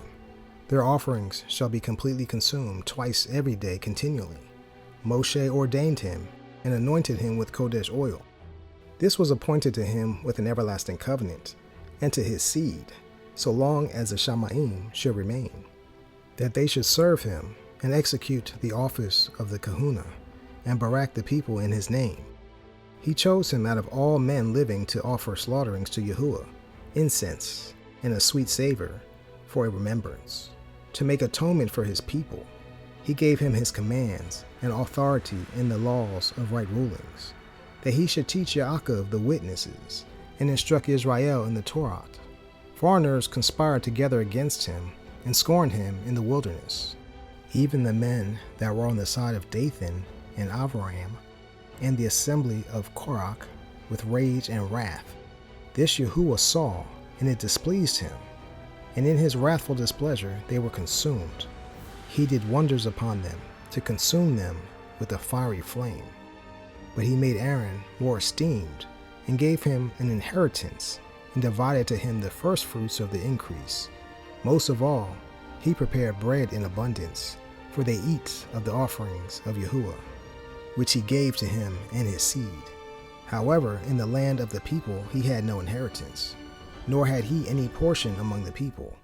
For Yahuwah himself is his portion and inheritance. The third in esteem is Phinehas, the son of Eleazar, because he had ardor in the reverence of Yahuwah, and stood up with good courage of heart when the people were turned back, and made atonement for Israel. Therefore there was a covenant of peace made with him, that he should be the chief of the Mikdash and of his people, and that he and his descendants should have the height of the kahuna forever, according to the covenant made with Dawid, son of Yeshai, of the tribe of Yehuda, that the inheritance of the sovereign should be to his descendants alone, so the inheritance of Aaron should also be to his seed. Elohim give you wisdom in your heart to rightly rule his people in righteousness, that their good is not abolished, and that their esteem may endure forever. Chapter 46. Yahoshua, the son of Nun, was a brave warrior, and was the successor of Moshe in Nebuath, who according to his name was made great for the saving of the elect of Elohim, and taking vengeance on the enemies that rose up against them, that he might place Israel in their inheritance. What great esteem he attained when he lifted up his hands, and stretched out his sword against the cities. Who before him ever stood up to it? For Yahuwah himself brought his enemies to him. Did the sun not go back by his doing? And was not one day as long as two? He called upon the Most High El when the enemies pressed upon him on every side. And Yahuwah the Almighty heard him. and with hailstones of great strength, he made the battle fall violently against the nations. And at the descent, he destroyed those who resisted, that the nations might know all their strength, because he fought in the sight of Yahuwah, and he followed the Almighty. In the time of Moshe, he also did a work of kindness, he and Caleb, the son of Jephunneh, in that they withstood the assembly, and withheld the people from sin, and appeased the wicked murmuring. And of 600,000 people on foot, these two were preserved to bring them into the inheritance, even to the land that flows with milk and honey. Yahuwah also gave strength to Caleb, who remained with him to his old age, so that he entered into the high places of the land, and his seed obtained it for an inheritance, that all the children of Israel might see that it is good to follow Yahuwah. And concerning the judges, every one by name, whose heart did not go whoring, nor departed from Yahuwah, let their memory be Baruch, let their bones flourish from their place, and let the name of those who are esteemed be continued upon their children. Shemuel, the Navi of Yahuwah, beloved of his Athan, established a reign and anointed princes over his people. By the law of Yahuwah he rightly ruled the assembly, and Yahuwah showed respect toward Yaakov. By his trustworthiness he was found a true Navi, and by his word he was known to be trustworthy in vision. He called upon Yahuwah the Almighty, when his enemies pressed upon him on every side, when he offered the suckling lamb, and Yahuwah thundered from the Shamayim, and with a great noise made his voice heard. And he destroyed the rulers of the Sorites, and all the princes of the Pelishites. And before his long sleep, he bore witness in the sight of Yahuwah and his anointed. I have not taken any man's goods, so much as a shoe, and no man accused him. And after his death he nava, and showed the sovereign his end, and lifted up his voice from the earth in Nevuah, to blot out the wickedness of the people. Chapter 47. And after him rose up Nathan to Nava in the time of Dawith. As the fat is taken away from the peace offering, so Dawith was chosen out of the children of Israel. He played with lions as with young goats, and bears as with lambs. Did he not slay a giant when he was still young? And did he not take away the reproach of the people when he lifted up his hand with a stone in the sling, and beat down the boasting of Goliath? For he called upon the Most High El, and he gave him strength in his right hand to slay that mighty warrior, and raise up the horn of his people. So the people esteemed him with 10,000s, and praised him with the Barakoth of Yahuwah, in that he gave him a crown of esteem. For he destroyed their enemies on every side, and brought to naught his adversaries, the Pelishites, and broke their horn in pieces to this day. In all his works he praised the Kadash One Most High with words of esteem. With his whole heart he sang songs, and loved he who made him. He also appointed singers before the altar, that with their voices they made sweet melody, and sang praises daily with their song. He adorned their feasts, and put in order the appointed times until the end, that they should praise his Kodesh name, and that the Haykal might resound from the morning. Yahuwah took away his sins, and exalted his horn forever. He gave him a covenant of sovereigns, and a throne of esteem in Israel. After him rose up a wise son, and for his sake his dwelling was broad. Shalom reigned in a peaceable time and was esteemed, for Elohim made quiet all around him, that he might build a house for his name, and prepare his mikdash forever. How wise you were in your youth, and filled with understanding as a flood. Your being covered the whole earth, and you filled it with deep parables. Your name went to the far islands, and for your peace you were loved. The lands marveled at you for your songs, and proverbs, and parables, and interpretations. By the name of Yahuwah Elohim, which is called Yahuwah Elohim of Israel. You gathered gold as tin, and multiplied silver as lead. You bowed your loins to women, and by your body you were brought into subjection. You stained your esteem and polluted your seed, so that you brought wrath upon your children, and were grieved for your folly. So the reign was divided, and out of Ephraim ruled a rebellious reign. But the kindness of Yahuwah shall never cease, nor shall any of his works perish. Neither shall he cut off the descendants of his elect, and the seed of he who loves him he shall not take away. Therefore he gave a remnant to Yaakov, and out of him a root of Dawith. Thus Shalom rested with his fathers, and of his seed he left behind him Rekav'am, even the foolishness of the people, and one who had no understanding, who turned the people away through his counsel. There was also Yerovam, the son of Nevat, who caused Israel to sin, and showed Ephraim the way of sin, and their sins were multiplied exceedingly. So they were driven out of the land, for they sought out all wickedness, till the punishment came upon them. Chapter 48. Then Eliyahu the Navi stood up as fire, and his word burned like a lamp. He brought a severe scarcity of food upon them, and by his ardor he diminished their number. By the word of Yahuwah he shut up the Shamayim, and also brought down fire 3 times. O Eliah, how you were esteemed in your wondrous deeds, and whose esteem is like yours, who raised up a dead man from death, and his being from the place of the dead. By the word of the Most High, who brought sovereigns to destruction, and honorable men from their bed, who heard the rebuke of Yahuwah at Sinai, and the judgment of punishment in Koreb, who anointed sovereigns to take vengeance, and Nevi'im to succeed after him, who was taken up in a whirlwind of fire, and in a chariot of fiery horses, who were ordained for reproofs in their times, to appease the wrath of judgment of Yahuwah, before it broke forth into wrath, and to turn the heart of the father to the son, and to restore the tribes of Yaakov. Baruch are those who saw you and slept in love, for we shall surely live.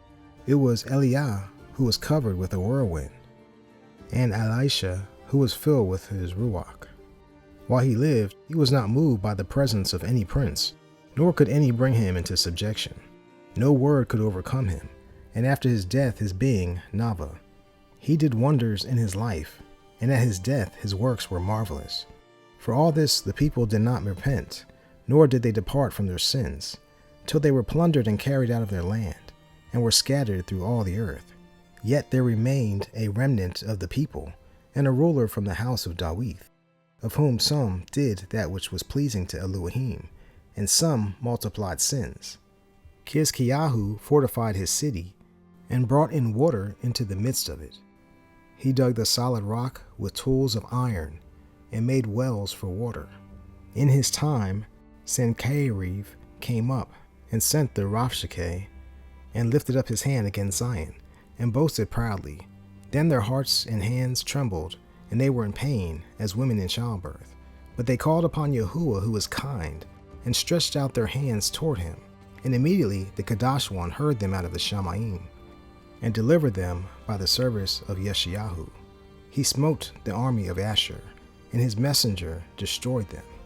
For Chizkiyahu had done that which pleased Yahuwah, and was strong in the ways of Dawith his father, as Yeshayahu the Navi, who was great and trustworthy in his vision, had commanded him.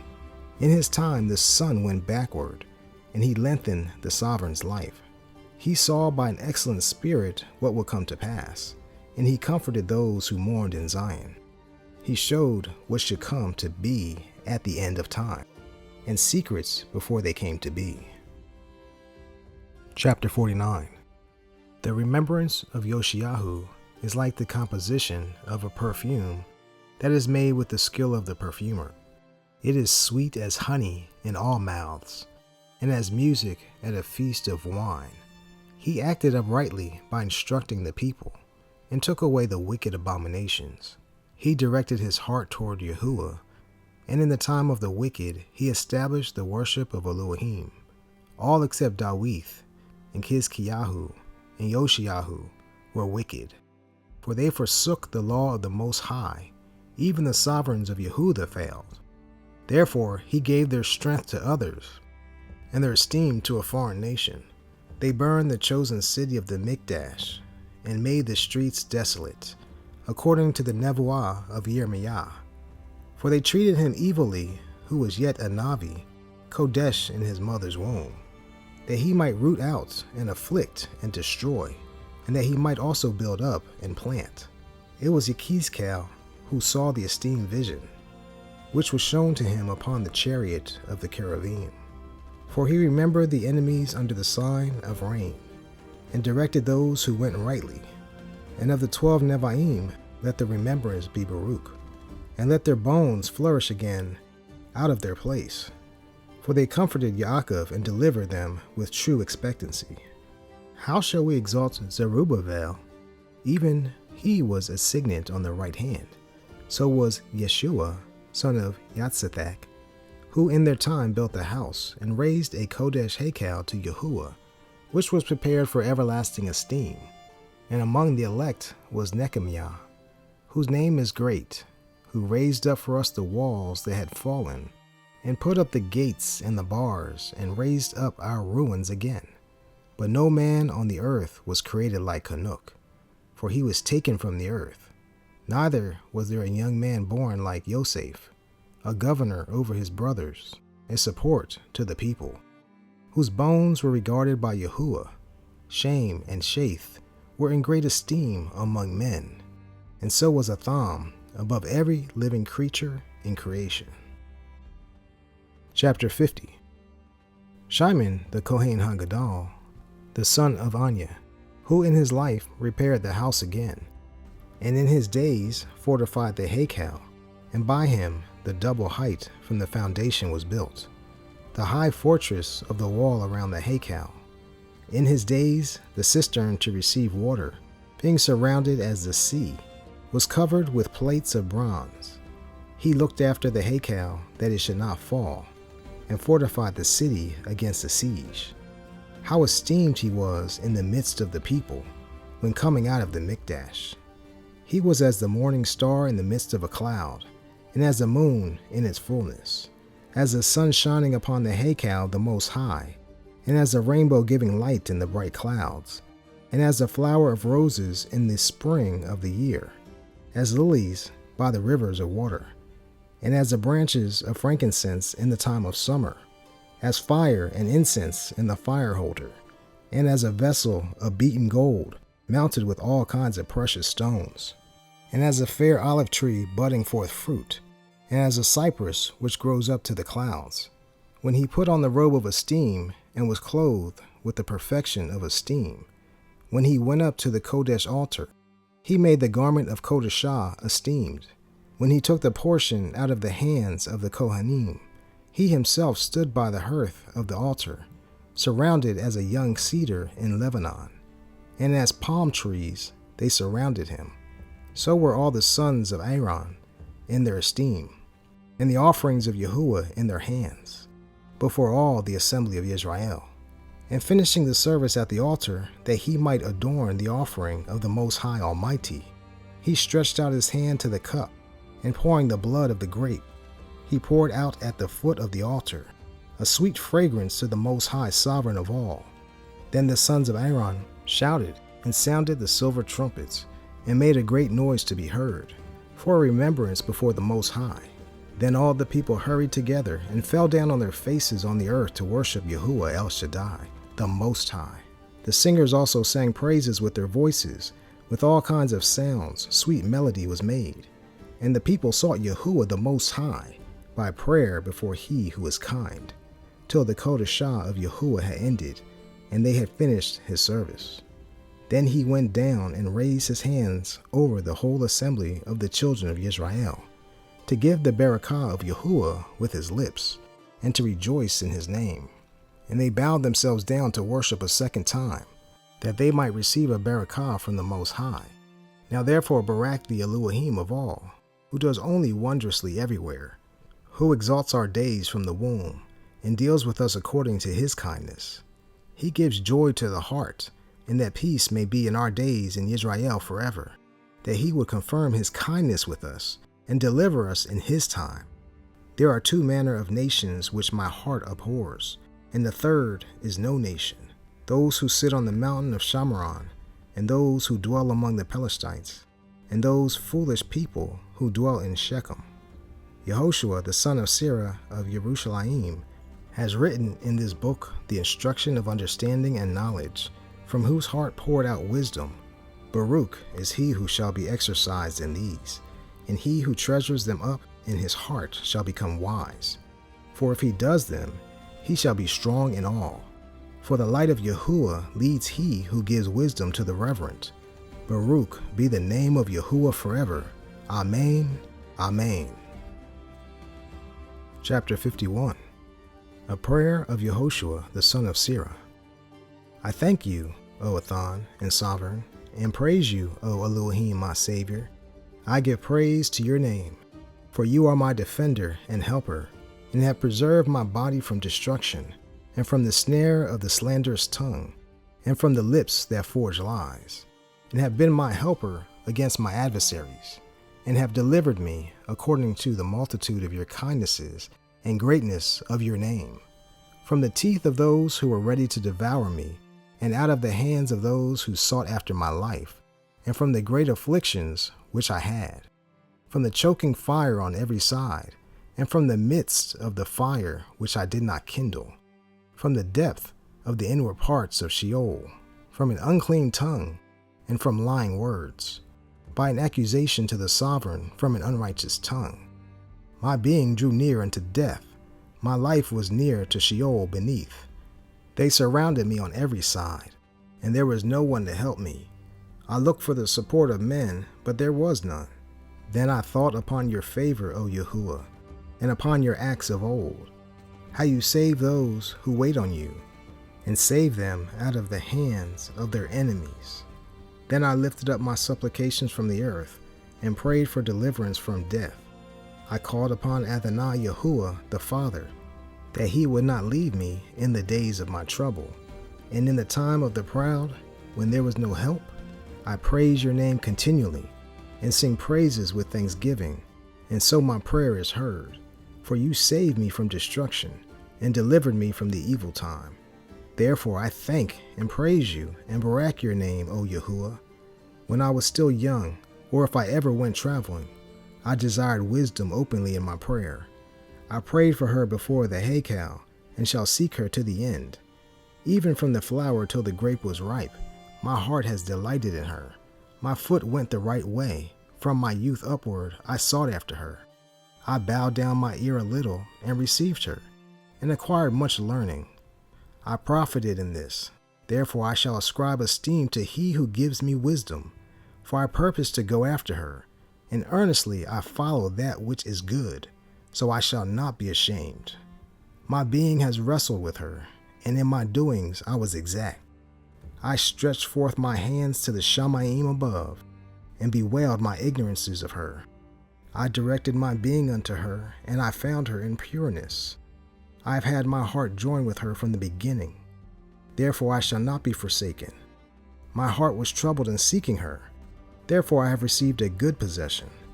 Yahuwah has given me a tongue for my reward, and I shall praise him with it. Draw near unto me, you unlearned, and dwell in the house of learning.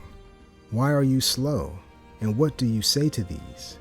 Seeing your beings are very thirsty, I opened my mouth and said, acquire her for yourselves without silver.